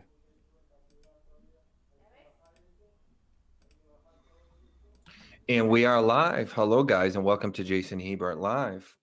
If you are not familiar with the show, what we do here is we interview the families of either missing persons or unsolved crimes in an effort to help find some kind of closure, bring answers, spread awareness, pretty much help any way that we can. So if you're not familiar with the channel, we do that at least a few times a week here. If you want to help try to solve these crimes, the show, as you can see, is interactive. You can ask questions in the chat to the guests. So you're able to get the story directly from the horse's mouth versus just watching some third party tell their version of it. So go ahead, click subscribe, set the notification bell to all, and you will be notified every time we go to upload a new video and a new interview. And we do more than just the interviews on the channel as well, but we do primarily focus on those. Before we get started, anyone who watched our previous interview with Anna Williams will know this wonderful man. This is my co-host who goes by Mr. Grotto. Good evening. Salutations, everyone. I hope everyone's doing okay tonight. And for the people who've been here a while, it was nice chatting with you before it started. And of course, thanks for having me on, Jason. No problem. Thank you for joining us, Grotto. For anyone who's not familiar, he is an integral part of the channel, does a lot of behind the scenes stuff. And as you see, he also is on camera as well. So a lot of the cases that we do, we're kind of bringing them to light. A lot of people don't know much about them, and we kind of go over the basics. So while we will go over the basics on this one, it is a much more well-known one. So we're going to kind of summarize them pretty quickly in the beginning, because not only have we already done that in the previous interview, but probably the vast majority of you are probably aware of the basics. But I will go over a quick entry on that's online, Wikipedia, just to give you guys the basics in case you're not familiar with anything with the basics. And then we will bring on Mike and Becky Patty, who are Libby German's grandparents. Tell their side of the story and hopefully help spread more awareness and finally bring this absolutely awful human being to justice and finally give him what he deserves. So Mike and Becky, I just want to say, first off, thank you for joining us. I couldn't even imagine what you're going through, but you have our support. We got a lot of people here. You have mine and Grotto's support, as well as everyone in the chat. So we're going to do everything we can to try to help to continue to. Thank you for having us. Yep, appreciate it. So you've done quite a few interviews, so I don't want to make you repeat too much of some things that you might be tired of saying over and over, but do you want to kind of give us a little bit of the basics about Libby? Just tell us a little bit about her, and then maybe take us through that day, where you guys were, when you found out, what you did, kind of take us through the timeline of that day from your perspective. Well, I did send you some pictures of Libby, so maybe you could get a little feel for how she is. Yeah. She loved to have fun. She loved the world. Everything was an adventure to her. She liked helping people. She was kind, caring. She loved kids. She was wonderful with kids. She would have made an awesome teacher or something. She just had a very good outlook on life, one that I wish I had. Right. Yeah, and everything I've seen and read about her, everyone seems to say is absolute sweetheart. You know, capable of pretty much anything. So again, my condolences. We're going to do everything we can here and try to help bring some justice. Do you want to take us through that day? Just kind of the timeline of what you heard when and kind of how that all unfolded? Well, as you know, Abby had spent the night before. They had slept in a little bit. They didn't have school on Monday because it was a snow makeup day. And they had slept in because they had been up late through the night, as girls will do. They Derek got up and made them pancakes for breakfast about 10 o'clock or so. And they were piddling around here, and Libby wanted to do something, but I told her that I was working and I couldn't do anything right then, but if she would help file some files for me, that we would do something later. So that's what they were doing. Was she was fiddling as much as she was filing. She came in and we had just gotten a new puppy, and she was sitting on the floor playing with the puppy and stuff. And Kelsey came in. It was probably close to 1 maybe, and said, "Hey, I'm going to my boyfriend's house before I go to work." And Libby jumped up and said, "Hey, if you're going to go to town, could you take us to the trails?"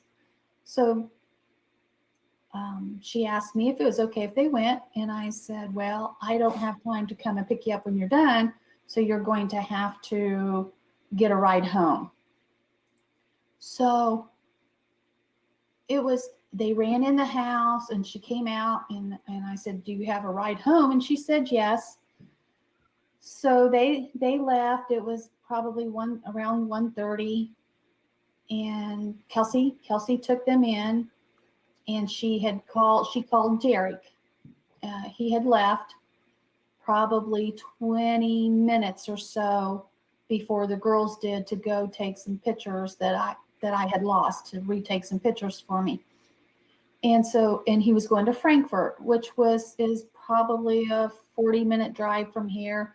He was going to spend half an hour taking pictures and come back. So I know I always say this, but I'm just going to chill and let the video play because Jason's one of those people that I've asked to, use content beforehand. So I'm able to just chill and let them kind of ask Mike and Becky questions.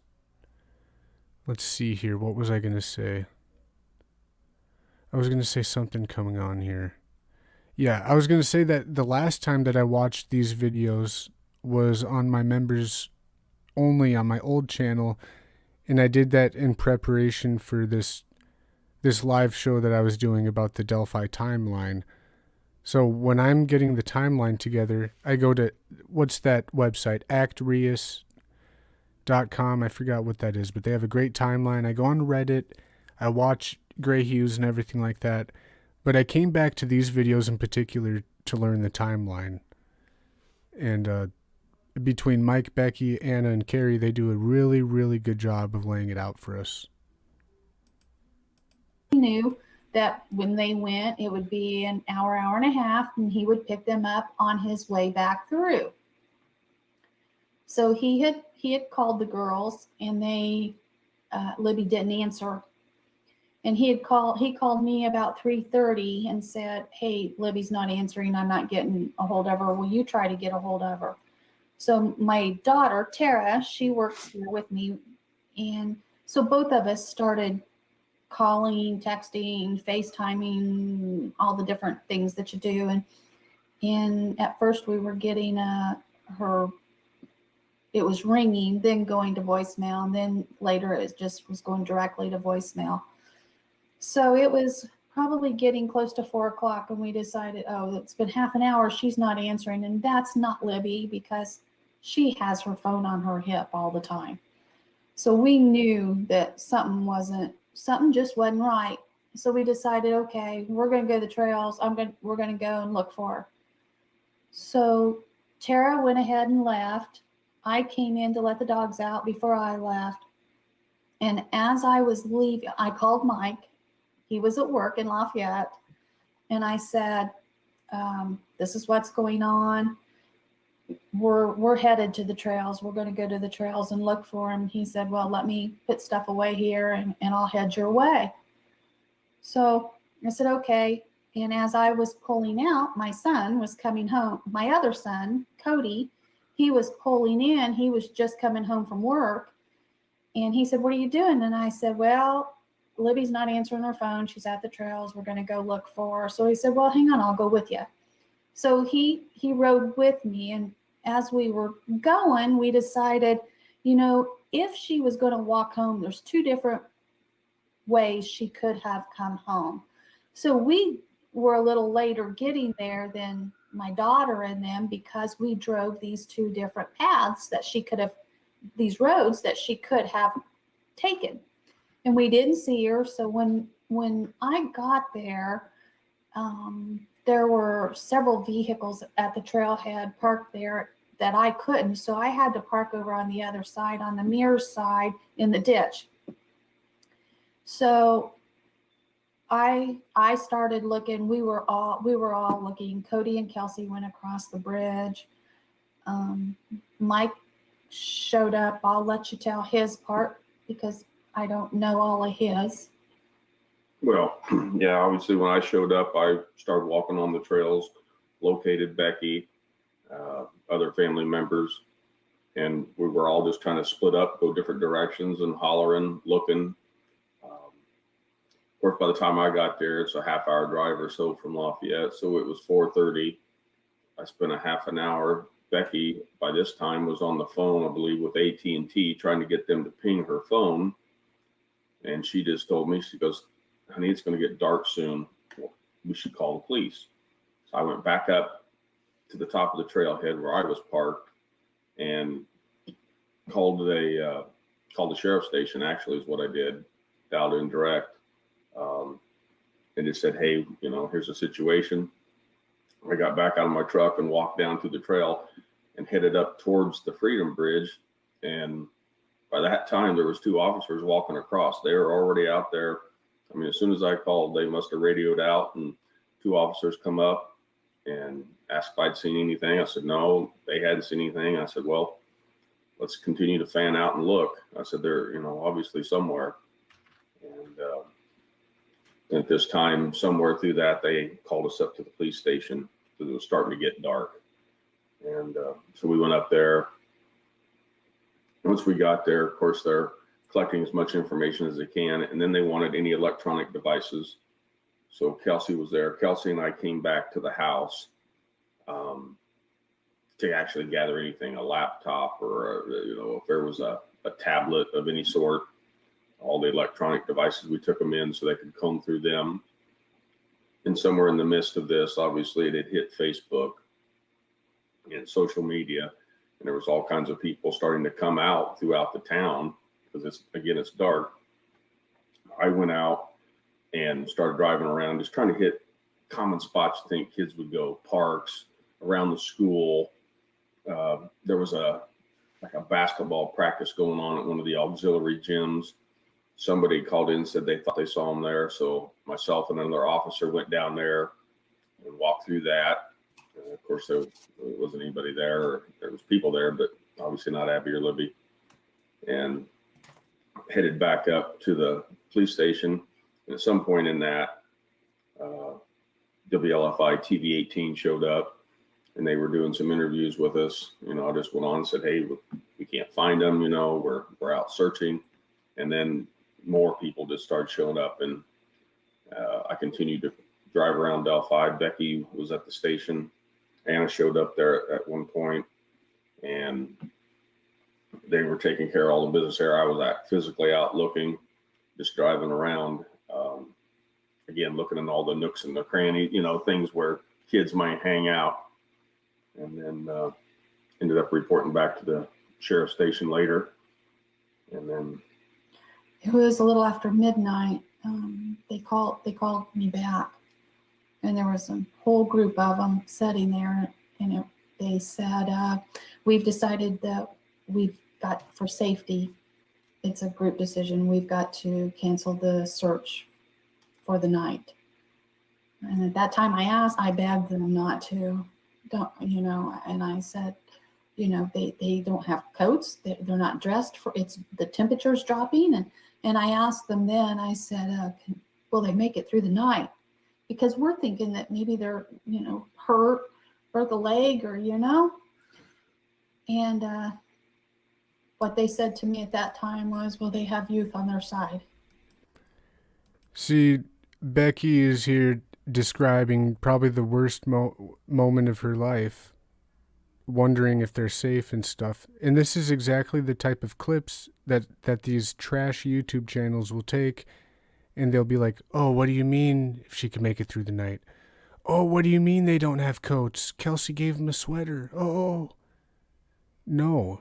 What it is it's heartbreaking testimony. What Becky's recalling for all of us to take it in, because everybody's asking and wanting to know about this case. They're telling us what happened right now. And it's the hardest moment of their life that they have to go through over and over again. But I found out after Mike picked me up, after they did that they really didn't stop searching, because a lot of them reconvened with the fire department, and they continued more search. Yeah, I think I ran you back home, because I said if she calls or something home or shows up there, we want somebody here. And I went back in to the fire station, and the majority of the official searchers were still there. And they asked me, hey, what do you want to do? And I said, well, I want to find them. And they said, okay, let's go back out and let's light up that creek. So we kind of started at the bridge and worked our way back towards town. And I don't know how many there were, if it was 20 or 50, but both sides of the creek, we had people walking, flashlights, everything was going. And of course, that probably went an hour and a half, maybe 2 hours, time we got back to the fire station again. And I said, all right, looks like morning it is. And I continued to drive around town till about 3:30, just hoping to see something, and came home. And then we convened back there in the morning, probably about 7 o'clock. And actually, I got with one of the local firefighters and jumped in a canoe and floated down creek from the Monon High Bridge down into town. And then I can't remember how, I think I got a ride. Somebody gave me a lift, like on a Ranger or Gator or something, back up to the fire station. And by this time, it's right around noon or whatever time I can't remember. But I heard over the radio that they possibly found them. And I think I must have heard the location because I drove straight out to the trailhead. And Becky was already there. Yeah, the whole family ended up getting separated in all the search units that they had, the search groups, because they had like a fireman or somebody with each of the groups that had a radio and everything. And Tara was with me. Kelsey was with another group. Derek was with another group. Mike was where he said he was. And we were clear out, not very far from our house, in this big old field. And I thought, boy, this is pretty dumb. She ain't gonna go through this field. But we, they did a grid search. So we needed to walk this whole field. So we were just finishing our grid search. And a friend of ours, her husband was in another group, and he had called her, and she come running back and said, they found him. But she wouldn't tell me anything more than that. So we went running back to our vehicle and went to the trailhead. And at that time, I went up to a fireman, and I said, hey, you need to take me to Libya. If they're hurt or something, they're going to need us. She's going to be cold. And he kept saying, Becky, they haven't found him. They haven't found him. I said, yes. I got a call. They found him. So when I found out, a lot of the firemen and stuff didn't know yet, because it took time, because this guy called his wife. This friend of ours, he called his wife, but they still hadn't gotten a hold of a fireman to let anybody know yet at that time. So that's how I had to jump on knowing. And he just kept saying, no, they haven't found him. They haven't found him. And I remember turning around, and my sister was sitting there, and she was just crying. And I was all excited. They found him. I just needed somebody to take me to him. And all she kept saying was, I'm so sorry. I'm so sorry. And I didn't understand what she was saying. And why are you sorry? They found him. And she was in one of the groups that found them. So she knew, and she couldn't bring herself to tell me. But about that time, Mike come up, and he took me over. I remember him taking me over to the truck, and I was sitting there waiting, and I saw these guys in their swim gear and the divers. Some of them had come walking by and stuff. And the next thing that I saw was the coroner's van come driving by, and that's when it hit me that this isn't going to be good.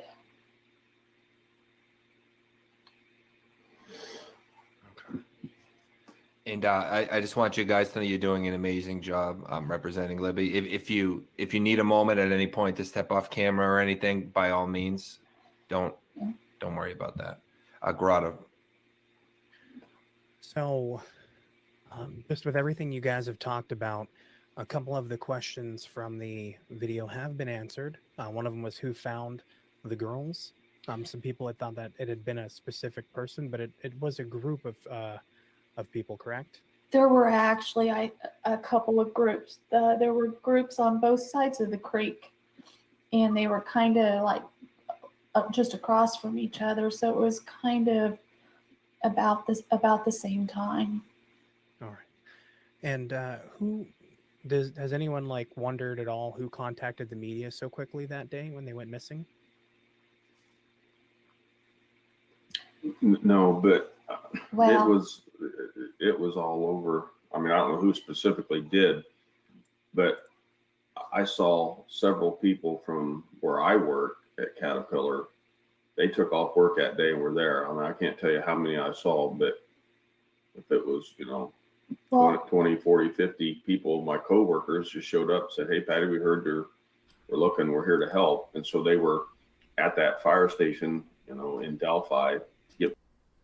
Also, Mike pointed out, I'm just hopping in there, I know that it hit Facebook. I'm sure the sheriff's department has a Facebook, and they sent out a notice really quick for a missing person and probably put the picture of Abby and Libby on the bridge, maybe their last picture. That's just my opinion on if that were to hit Facebook, then of course the news outlets would pick that up. They'd say, "Oh my God, look at these girls, they're missing, and that picture was on the bridge," all that. So yeah, I don't know what that question came. They're trying to pretty much say, did somebody call the media out there? No, it just blew up naturally. They put into search parties. Well, the media originally, the night that they disappeared, we actually have a nephew that works for the local news channel here. And I think, of course, it went around our family pretty quick. And I think when he heard, he's the one that originally came up and it ended up on our local news. And then I don't know how it spread from there. Okay. So before we went live, we were taking questions, telling people if there's anything they want to ask, feel free. And we spoke about this a little before we started. A lot of them we can kind of group together, and a lot of these, the answer is just simply going to be that you don't know because you don't know. But so I'll kind of group them all together. Is there anything that you feel that you want to say about whether it be a theory about how things happened, a person of interest, anything along those lines? I probably got about 30 different questions, all specific people. I don't want to put you, what do you think of this guy? What do you think of that guy? I don't want to put you guys through all that. But is there anything there to uncover that maybe isn't, super public yet or anything? As far as what way you guys are leaning, what you're thinking happened?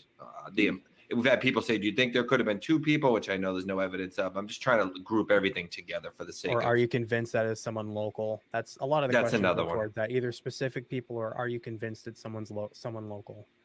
Well, I don't want to exclude anybody or anything because the police may have more information that they truly haven't shared with us that says, because they come out and said they believe he's local or has local ties. And just due to the location of the area, one would, with common sense, would think, yeah, the person's been around there, at least a time or two to just understand the lay of the land per se. But I don't want to, kind of put blinders on and say we're only looking here in Carroll County or around Delphi, because we all know, I can jump in a car tonight and in the morning, but don't drive too fast. But you can be on a coast. You could be in the south. You go down to Florida. You could be on the East Coast. West Coast is a lot longer drive. But I'm just saying, the person could be anywhere. Now, is he still here? I don't know that. The police may have enough information to make that statement, but I don't want to just confine the search area or the thought process of where this person could be to just Carroll County or Delphi. But I certainly want to look here because it's, We've also learned not to get our hopes up, and we're not going to tunnel vision. We don't have that option to focus in on just one person, because I'm not going to take the chance of missing the right person. Absolutely. Man, that's such a good point on tunnel vision. Brought that up earlier. Really quick, answering a question, or and also bringing up a comment. First time hearing Jason and Grotto. Their questions are done very respectful to Mike and Becky. Jason Hebert does a lot. He did. He actually, for probably the better part of last whole year, he's been kind of gone, taking a break. I don't know if he got a new job. And I know that his family, I think his mom got really sick too. So he has been back, though, in the last couple of weeks. His link's in the description. Please check him out. Silas asks, when was this interview done? Uh-oh. My computer's not telling me. Darn it. I want to say this was in 2020 or 2021 maybe. Let me try to check here. I'm going to play this and I'll tell you. Absolutely. So we're always open. Local ties.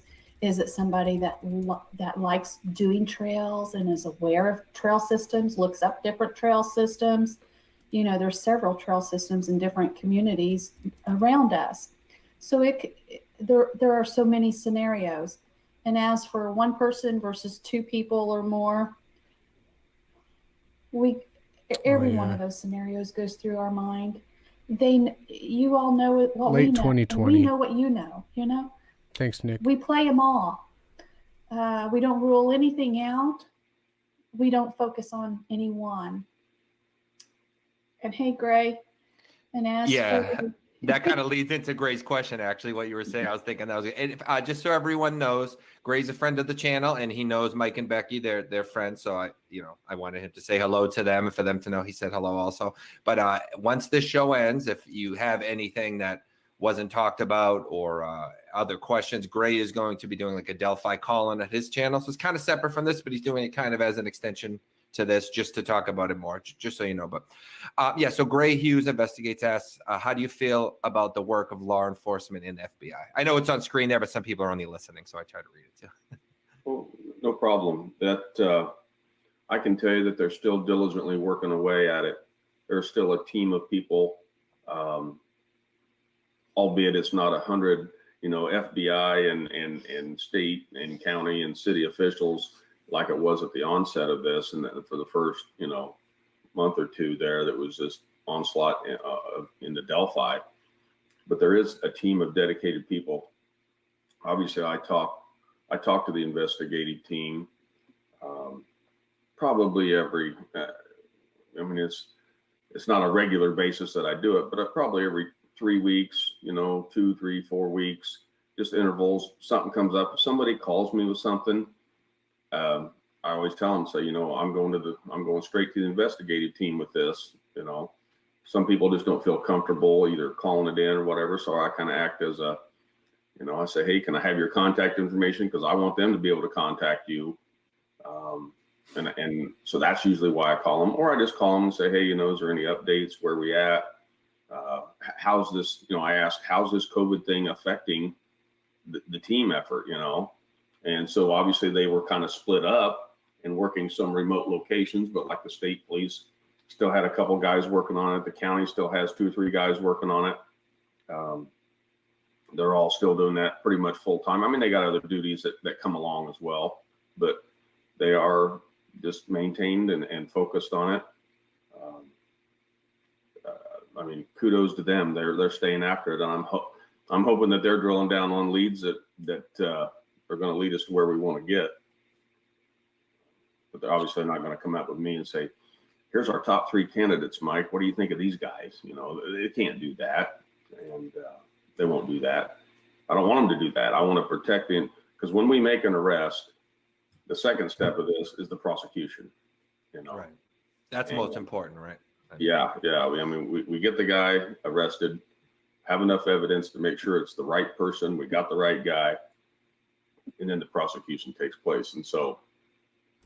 And here's kind of ties into my theory, but I think by this time, Robert Ives, former prosecutor, I think he'd already retired by this time because it's 2020, late 2020.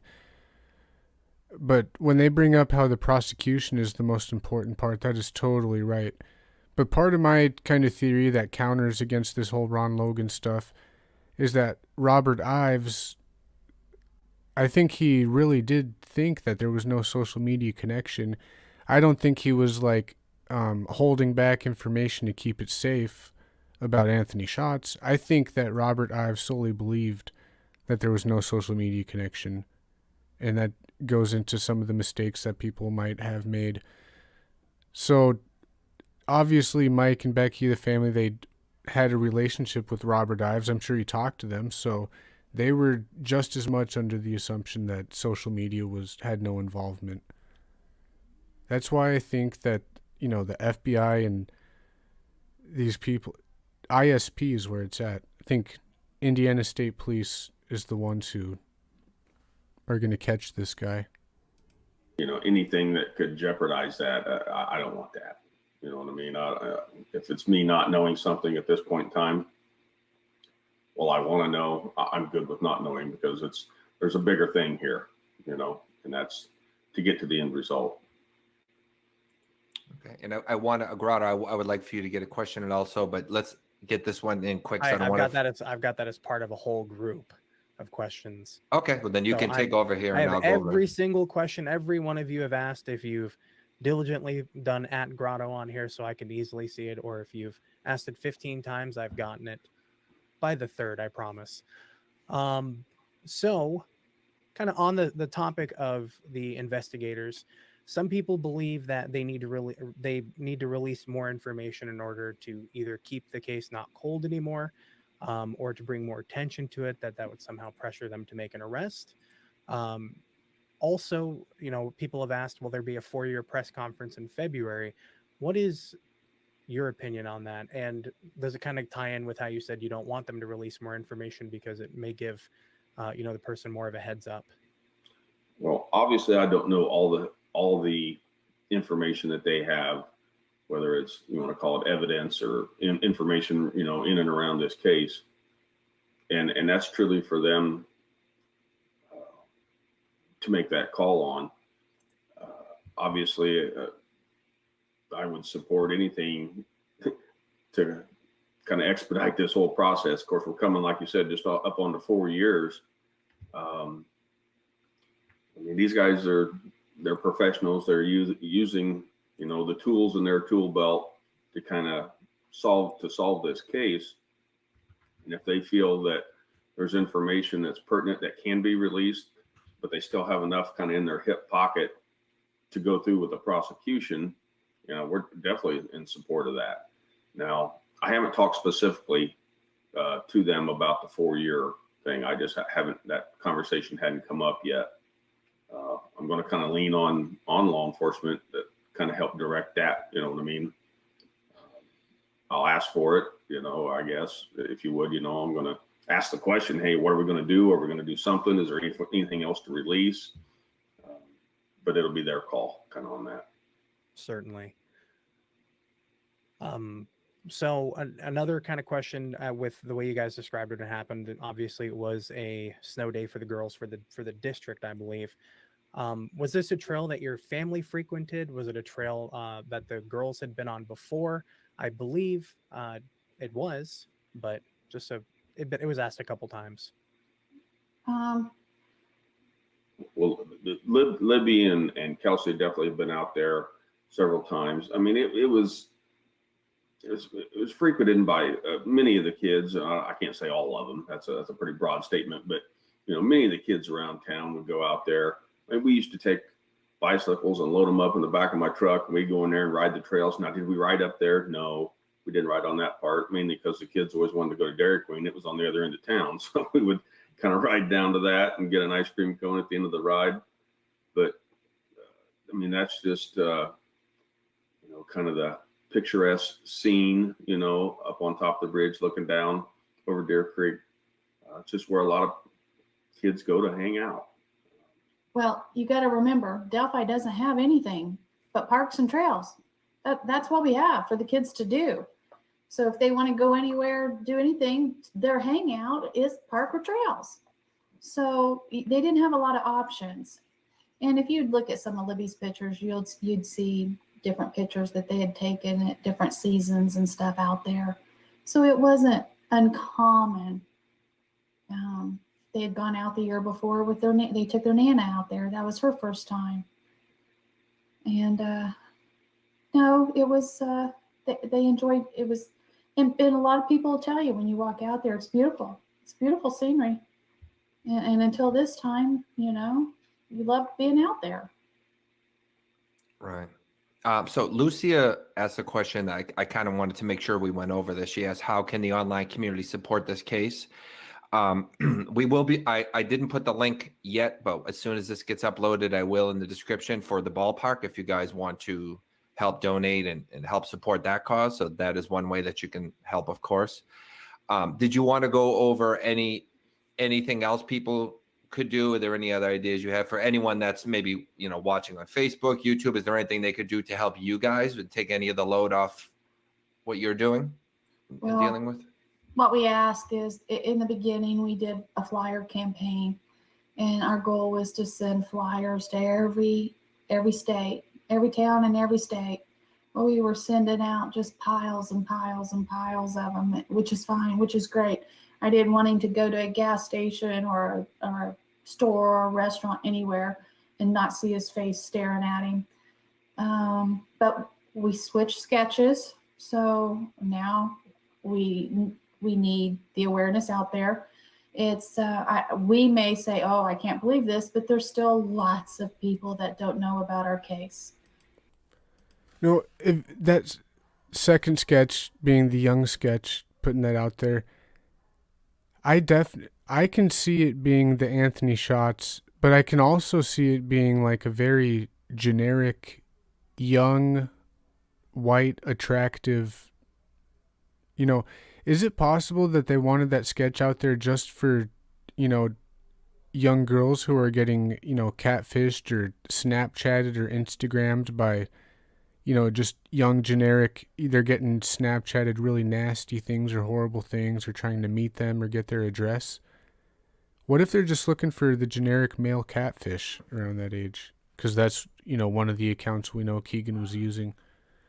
I know Leaker had already said that. It kind of makes sense to me when you put it together. Because what it doesn't make sense is when you use that.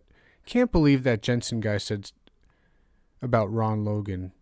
How would that generate leads about Ron Logan, that second sketch? It makes no sense. And that's just a theory in my opinion, because the second sketch could be a specific person. Just seems to me that it could, even if there were to be more catfish profiles, like that sketch seems like it could be a very generic, young, attractive, what I'm trying to say. Many places that we go to, and we always wear our Abby Libby shirts, and it strikes up conversations when we're standing in line at places. Because maybe it's not even the appearance and what, they're not going to get tips from seeing somebody that looks like a generic version of that sketch. But if they're getting these really creepy or bad messages or, just disgusting things happen and it comes from a face like that, I'm thinking, yeah, that's just my own little brainstorm. I had a lady that was walking past me one day and stopped me and said, "What is this?" So if, something that you can do that all it does is take a few seconds, even though you can't do it here very well with COVID. What I would ask people to do is, if you're standing in line at the grocery store, if you're standing in line at the movie theater or something, and somebody, you kind of strike up a little conversation and just say, hey, I'm trying to get this out there. Have you ever heard about Abby and Libby? It's free. It's free, and it just takes a minute of your time. If you could just spread the word, if you could tell one person each day that hasn't heard, and if they could tell one person each day, it would definitely be out there. That's a great point. That continuing to spread that information out there, because I truly believe that somebody out there knows something. They may think it's not a big deal or it won't make a big difference, but that might be the piece that's able to link two or three things that the law enforcement group or the investigating team has, and they're just missing. It's like missing a couple pieces to a puzzle. You really can't finish. You need your outside corners to kind of get going, and start up building the puzzle. And somebody out there, whether it's a relation of theirs, an aunt, an uncle, a brother, a sister, a mother, a neighbor, a coworker, somebody's got to say, you know what, that sure looks like, the guy I work with. We'll call that information in.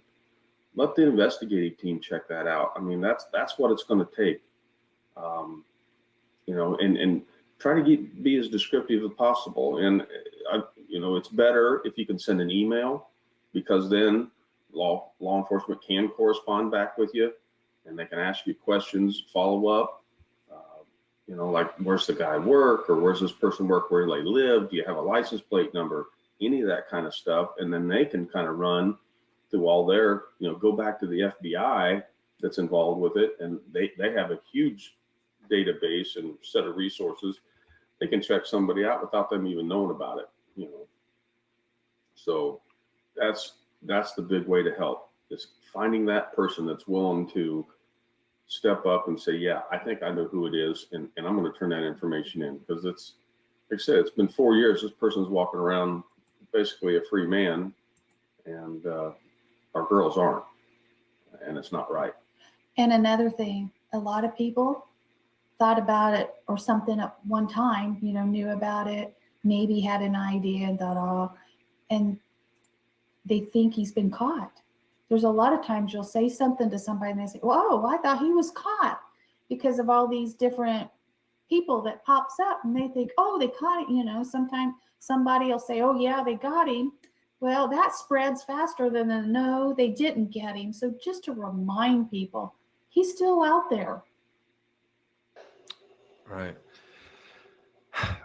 So one thing that it came up in the interview with Anna as well, but it's come up quite a lot in the chat here. And I know this also kind of would fall into territory where you might not know a ton or be able to say a ton if you do know something, but there's still a lot of confusion on the sketches, them looking like different people, who they came from exactly. Do you want to clear that up and from your perspective and with any information that you have? Because that's just something that keeps popping up constantly. Mm-hmm. Yeah. All right. So obviously they are sketches, and we can all look at it and say, okay, the first sketch really kind of looked like the picture of the guy walking across the bridge. But the sketches were made from a sketch artist talking to a person who may have seen people out there that day, right? So is it somewhere between these two? And think about it. If last time you filled up your car at the gas station, who was the person beside you over there filling up their car? No idea, right? Yeah. I mean, if you have a purpose or a reason to kind of remember somebody, then maybe you do a better job. But if you just pass somebody walking on a trail, whatever the case is, and then come back and say, hey, do you remember that guy? It's a tough thing to do. I mean, obviously, with everything we've been through, we look at things a little differently now, with a little more scrutiny. But again, it was somebody's memory of a person they saw, and there could be two different people that was walking around out there that day. We don't know, but based on the sketches, there's some similarities. One looks a little older, one looks a little younger, but it was from two people who saw a person out there that day, a guy dressed similar, at least according to their memory, and then according to their memory, this was the best sketch or rendition of how they looked. If that makes sense. I mean, it's going to be between them two somewhere. Either one of them is going to be spot on, or it's going to kind of be between the two, is my guess. I think I'm sorry. Go ahead, Vic. Here's how I looked at that. You're really not looking at the picture per se, you're looking at the features. And both of those sketches were done early on. They've had that second sketch, they've had it since a few days after. So that it's been there. But at the time, they were led to believe that it was more this older one. And then with more information that they received and stuff, that was, I think, what was their turn, their other direction. They realized maybe it was more this one. But you had different witnesses. And here's how I look at that, because somebody did an overlay of the two. And truly, if you look at just the features, they're not that different. They truly aren't. If you just look at the features with an overlay. And then I started thinking about it. Okay, what if one of the witnesses was young? You had a younger teen. Well, to them, everybody looks old.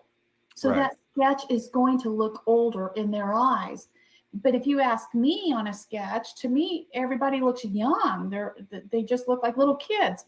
So if I were given that description, I'm sure it would have had a younger feature to it. So if you have two different age groups given those descriptions, you're going to have two different things. But if you overlay it, it's very similar. He's probably going to be in between those two. Right, absolutely. And I think Mike makes a really great point that hindsight's always 20/20, right? So when a case becomes this big, you kind of expect that people to have known things, but on the day it happened, you're just going about your normal everyday life. There's no reason to remember anything that's happening. Right. Just like I can't remember what I did yesterday for the most part. So you can't always expect, and that's a good point as well, Becky, that different perspectives, someone younger, when you're younger, someone that's like 30 looks like 60. You can't even tell the difference, right? Now I'm getting to the point I see a guy that's like 70 and I'm like, he doesn't even look that old. How old am I getting? Yeah, 60's young now. Yeah. 60's the new 40 or we had talked about this beforehand. We talked about how different people handle different things. And you had said that you were okay going over this a little bit. So I want to pose this question, particularly because it's probably one that a lot of people are wondering. And that's kind of the point of this, right? Is to clear up any misinformation or anything like that. So Lulu Q asks, how is Derek coping? Respecting his privacy and understandable grief. Is he doing okay? Anything you want to go over just as far as Derek, how he's handled things, why that is, anything we talked about earlier, if you'd like to talk about that. I know that's been a big thing out there, that Derek hasn't stepped up and spoke out and everything. But first off, that's not his personality. He's a very quiet, private person. And then you have to stop and think. Was he a snitch? Did he narc? Was he a confidential informant? No. He was. And that's one thing that these people are going around all over again saying with 100% proof that he is some kind of an informant. So ridiculous. Ridiculous. No proof at all that he did any kind of deals or any kind of shady stuff like that. These people go at the families just way too hard. They go at the families harder than I would go at my worst enemy. Is none of those. So does he feel like that he got her killed? No. But he was out there. He was the one out there searching for her. And he knows that. And for everything that we know from the timeline and stuff, he was probably there when they were killed. And he knows that. He has to live with the fact that he may have been there. He may have passed the guy and couldn't save his daughter. So no, does he want to go out and talk about that? And he's not one to want to break down in front of people.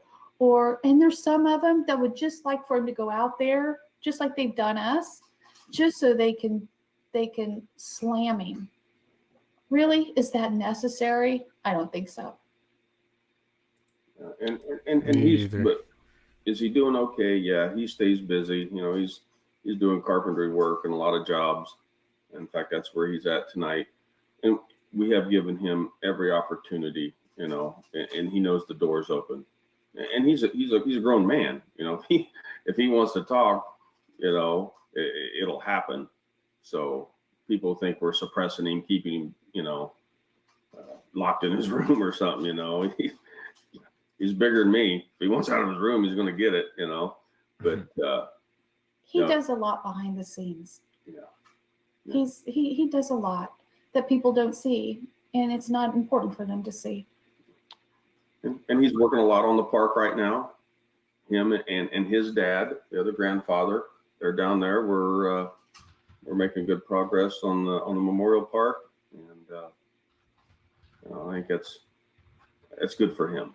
I know it's good for me when I'm down there working. And I get tired and frustrated, and I just look up at the memorial sign and I remember why I'm down there, and gives me a second breath. May not last as long on the second breath as I did the first one, but it certainly does. Rado, do you want to? Yeah, I've got, well, by I mean our lovely viewers have quite a few questions for you. I've got your faces on so many monitors right now. I'm going to make sure to look at the right one. So earlier you guys mentioned that obviously you're exploring every avenue. We've had a lot of people talk about the vehicle that was at the park, talk about, other serial killers that may be connected to the area, especially given the ease of access with the highway system there. The Evansdale serial killer. Have you guys ever been told that they were going to go down that avenue, been told that there may be more than one suspect? That's really what I'm seeing a lot in chat. A lot of people are asking those two, among other 80 other questions. Those two things I'm seeing a lot of repetitive questions about. No, great questions. Yes, I do know the officers are looking at other cases as well and seeing if anything kind of dovetails into this one. Whenever we see something come up, whether it's through social media or news outlets or whatever, of course, I'm usually texting away and saying, hey, have you guys, yep, we're on that. Yep, we're on that, that type of thing. So they are definitely looking at that. And then back to how they're not keeping a closed mind, because could two people be involved? Yeah. I mean, until we know and we have somebody arrested or have enough information to know exactly what happened that day, you got to kind of keep an open mind. You can't get, become closed-minded or narrow focused because, I got my personal opinions, we definitely have a picture of a guy that we want to talk to coming across that bridge. And we haven't got to that point yet. I think that person is the one we want. Let's put it that way,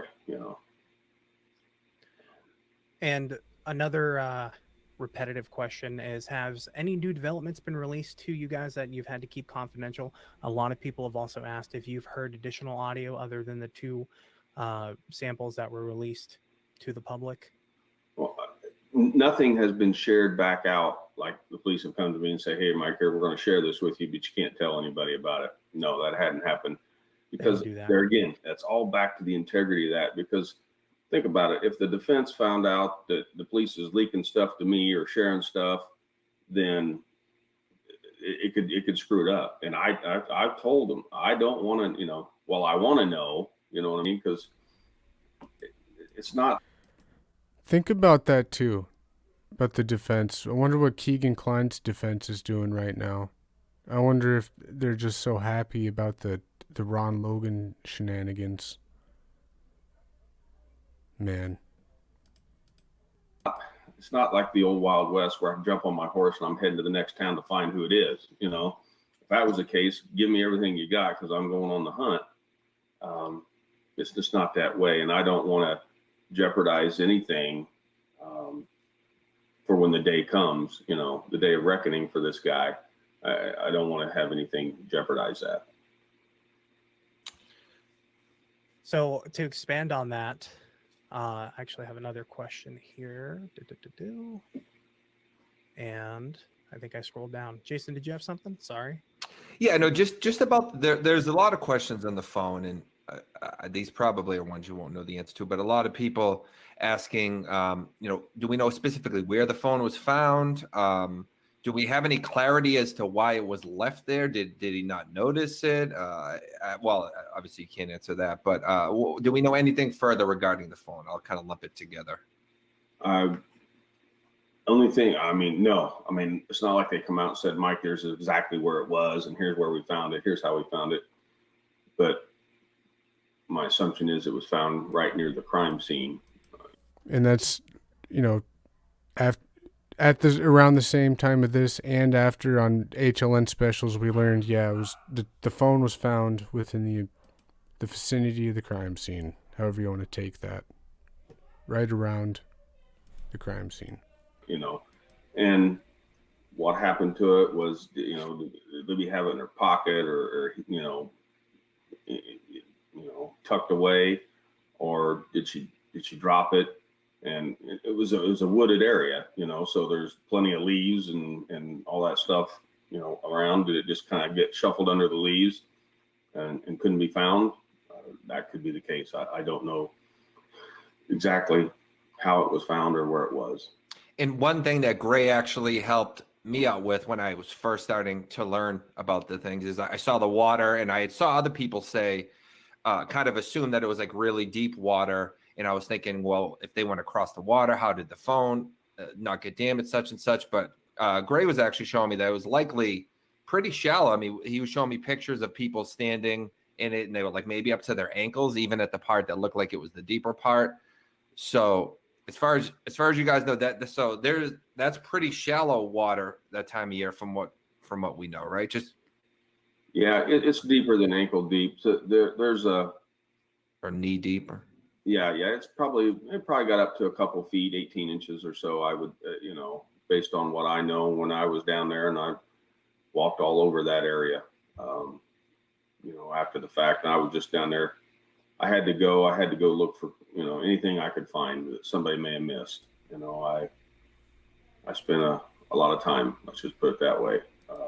In that helicopter footage, you can see those guys that were walking in waders in the creek. They were up to their like belly buttons pretty much. I don't know what portion of the creek it was, up and down, and I even climbed trees, looking the forks. You know, sounds crazy, but I wanted to make sure that, you know, not that I didn't trust the investigative team. I just had to do it kind of for myself to know that I combed the area and I didn't find anything. So I remembered my question because I used my notes like a big guy. With what you said as far as protecting the integrity of the investigation, is that partially, or could that be a big part of the reason why you may not have hired an investigator, a private one, or have you actually tried that? No, we have talked to a couple, and we talked to a good one that said it wouldn't do any good to hire one right now anyway. With it being an active investigation, they're not going to give them any more information than the rest of the public has.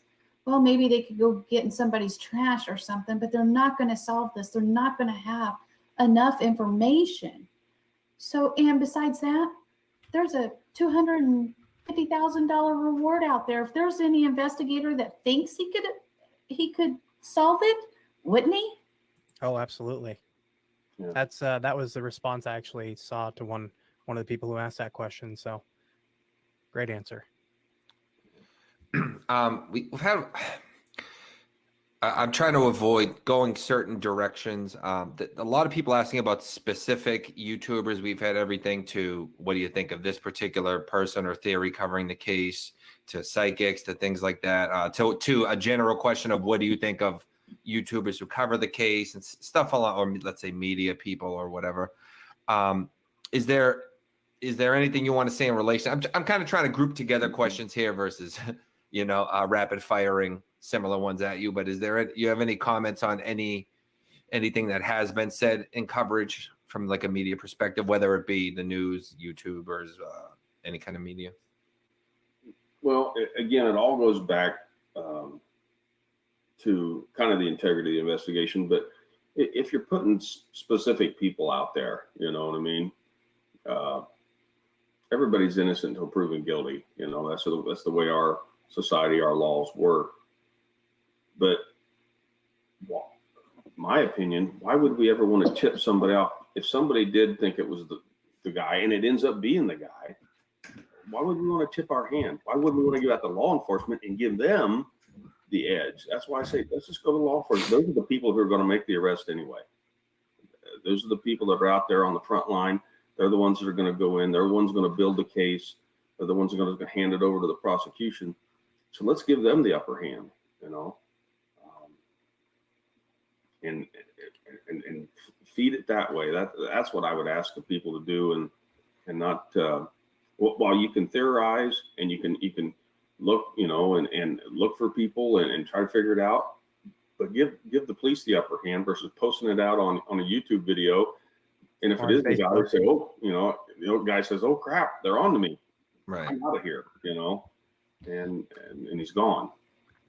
And you have to always consider that whoever did this could be watching anything you do, right? Including this. There's like 800 and something people in here. So you right now, you can only imagine, you know, if you were someone that did something like this, that you would want to keep up on it, right? So you'd have to be careful. And I, like you said, Mike, you know, there are a couple, and I don't want to call on anyone in particular, and I'm sure people are just trying to help, but there are a couple that have said, not really names, but kind of who people are to people, and said, it's this person that did something. I saw it psychically. And I just want to say, I don't really care if you believe in that or you don't, but I hope if you're putting something like that out there, that at least you really, really believe that, because, you know, you're accusing someone who's going to, their whole life is going to be changed, especially for a case this size. To say it was, you know, the cousin, so-and-so's cousin or whatever. I don't want to say the specific thing this person said, but.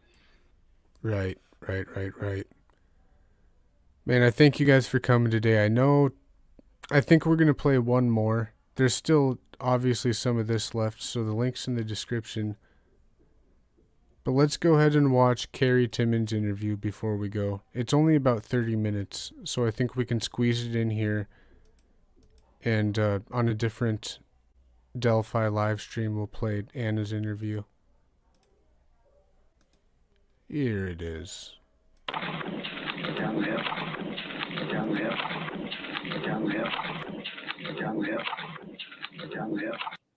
Okay.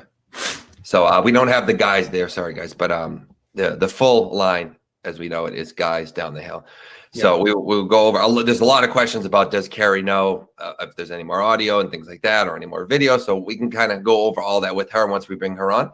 But I'd like to introduce Carrie Timmons, tonight's guest. She is the mother of Libby German. Carrie, thank you so much for joining us. I just want to say, of course, so sorry for this and what you're going through. I couldn't even imagine going through it at all, never mind the amount of time you have been. So you do have, you know, the support of obviously both myself as well as Grotto. We have a ton of people in chat showing you support. I will start putting both questions as well as some of the support messages on the screen. To everyone who's familiar with our interviews, they typically do run anywhere from 45 minutes to an hour and a half sometimes. But this one will only be about 45 minutes because we have a couple things behind the scenes with Carrie that she has to take care of. So I wanted to make sure we can get you guys something. If it falls under where Carrie feels she has a lot more to say, we can always do a part two. I don't know for sure that that'll happen, but I'll speak to her about that moving forward. But that is an option to you, Carrie, if you decide there is more you want to say. Okay, great. Okay, so why don't we start? Like I said, I'm going to have Grotto handle the majority of the questions, but why don't we start with your perspective on this? I know you've seen some of the other interviews. Why don't you take us through your perspective on that day when you heard, you know, and what happened from that point on? That day, February 13th, 2017, that morning I spoke to Libby. I was on my way to work and she actually had the day off school. So we talked while I was on my way to work. We chit-chatted on Snapchat back and forth throughout that morning while I was at work. Really had no idea that she was going out to the bridge. So it wasn't until later in the evening when I got a phone call from Kelsey that I knew something was wrong. She called me just as I was about to get off work. Of course, I was in Kentucky, so I was, 250 miles away. But she called me. I had to send her to voicemail because I wasn't quite off work yet. And she asked me to call her as soon as possible. I went outside. And when I got on the phone with her, she asked me if I had seen Libby, which at the time kind of seemed funny because, you know, I was here in Kentucky. And then it became apparent, obviously, that she was missing. Okay.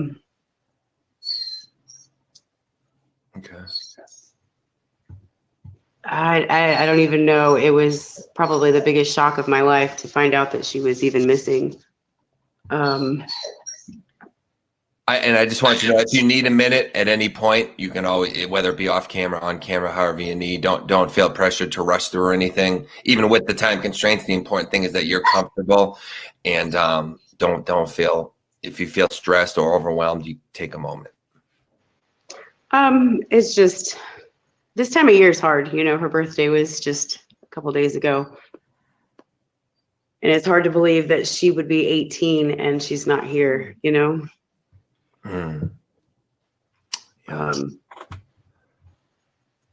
Yeah, I know when I'd spoken to the Patties, they were doing something down in Florida as kind of in memory of, I think they said it was one of Libby's favorite places or something like that. Yeah. That was really sweet.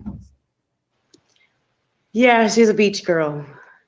Like the beach, love to be in the water. Yeah. So, yeah. It's just crazy, you know, to think that she would be 18, you know, senior in high school. It's really hard to wrap your head around the fact that she's not here. Right.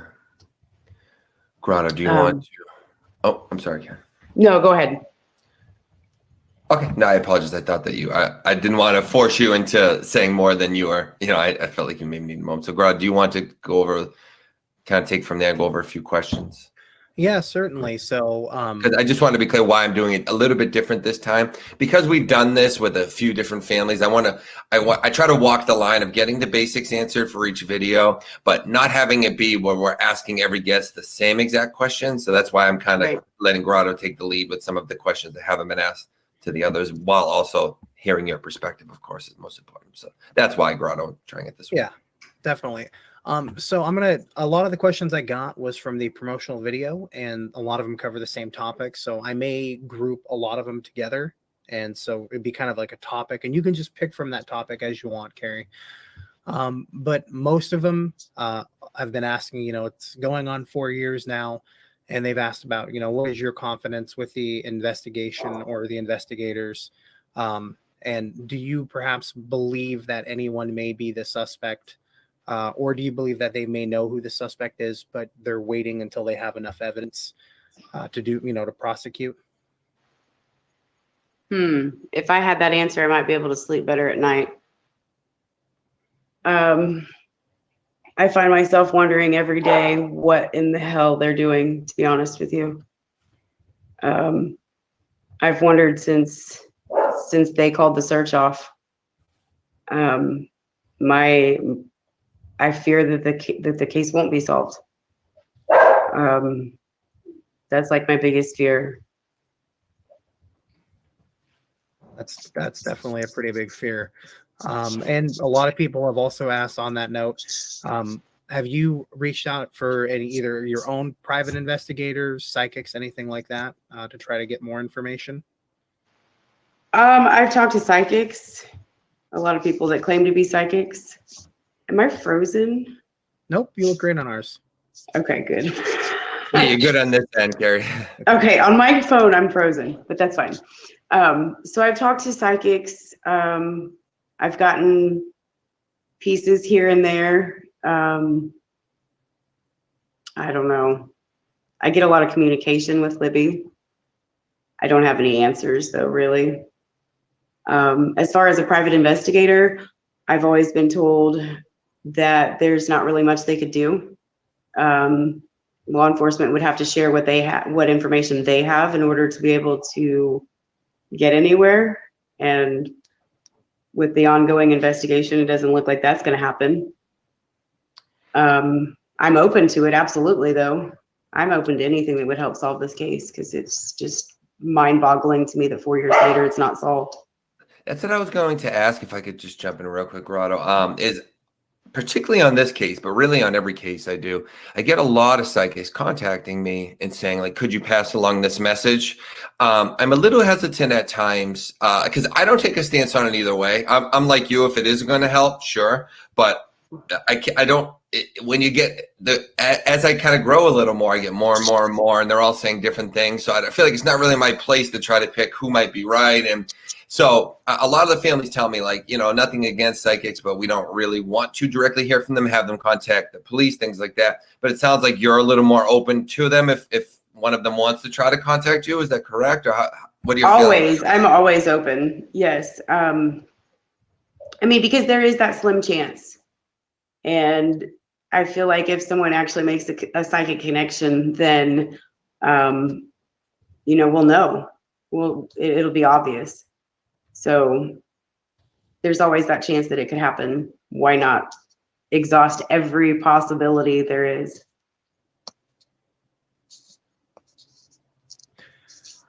And so on the topic of outside help, a lot of what we've heard from the private investigators is that if they could solve it, they would, obviously, because of the reward. But sorry, I just thought I saw a question in here. All right, there it is. Have you been kept up to date? I know as we've talked to other people during the interviews, they've mentioned they've gotten periodic updates, maybe, bi-monthly, once a month. How well have you been kept in the loop in the investigation? The last new information I saw was the new sketch. And that'll be a year ago in April. So, or two, yeah, that when they released the younger sketch, that was the last I heard anything. I don't get updates. Most everything I learn, I see on Facebook, or somebody calls me, messages me. So it seems like with a lot of the families and a lot of the cases that's the case, that you guys don't hear anything any sooner than we do, unfortunately. Right. Like, I'm not saying that there is anything new, but if there is, I haven't heard it. But you certainly do hope that, they do have a suspect in mind. They're just trying to gather evidence in order to prosecute. I would absolutely love to believe that.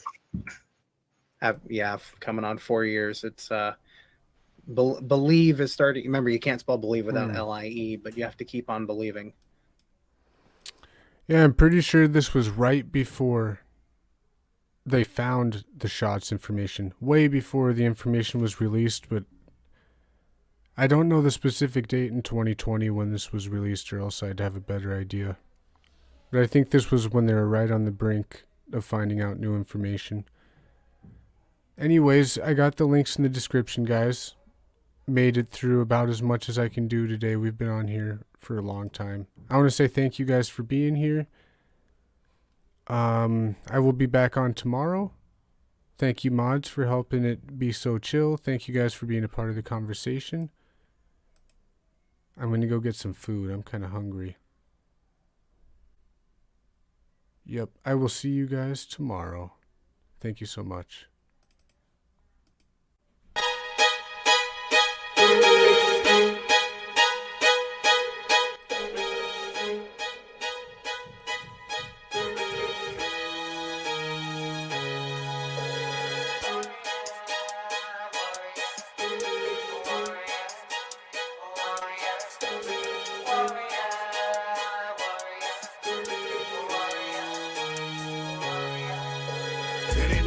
So the battle is over. Swept through the net like a rover. Niggas was weak and they folded, knowing that we would expose them, hold it, put them to rest. Call the opponents and tell them that they can come pick up they dead. From all the bloodshed, the rivers run red. If they didn't die, they the ones fled. You know what I'm saying? You better pick it up and lick it up and shut up in the temple. Fuck them up, I'm gonna put them in a body bag, and I don't want no fuck better getting done. Nigga, get him up, get him, get him. I'ma get a hit him right up in the head. Put him in the bed, kick him as he dead. Gotta stop with the extra clip off the rest of the demon dead. Time is ticking and I'm getting stronger. The war is over, but I could fight longer. The time you spend losing, I got more power. You wanna threat your technique, I devour. Ruins don't make me weak, I'm a warrior. You came here lacking technique, you're a goner. You may try, but you never succeed. Cause I'm a warrior, yeah, I'm a warrior. story of victorious, glorious. We fight till the war is won. When they die, we war with none. Men and nigga ready to engage in combat. Put your niggas in the grave and all that. All the tough talk, nigga, you can stall that. Nigga don't wanna die, Nigga, it's fall back. glorious, the war is gonna be over. We're victorious and glorious. You're finna be getting a door, we just ignoring ya. Flip it up with the Mossberg 12 gauge. All day with the tech and the kill rate. The kill wave with the kill day pendant. Cross on the pendant, my resurrected. Time is ticking and I'm getting stronger. The war is over, but I could fight longer. The time you spend losing, I got more power. You wanna threat your technique, I devour. Ruins don't make me weak, I'm a warrior. You came here lacking technique, you're a goner. You may try, but you never succeed. Cause I'm a warrior, yeah, I'm a warrior. You know you can never see us, nigga, what is the matter with you? Don't end up a tragedy, fuck with me, actually, that's what it do. Cause bitch, I'ma hit you with Leatherface, Crazy Bone Anthony too. I don't really think these niggas really know what I actually do. Glorious, the story, I triumphant with the trumpet, it's a Moria, Sodom and Gomorrah, warriors. I gotta get it when the giving is good, my nigga, fuck with the kicking, I get the wicked, I make a nigga figure it out. My brother AC killer, better give it the revelation, I'm picking them out. Time is ticking and I'm getting stronger, the war is over, but I could fight longer. The time you spend losing, I got more power. You wanna threat your technique, I devour. Ruins don't make me weak, I'm a warrior. You came here lacking technique, you're a goner. You may try, but you never succeed.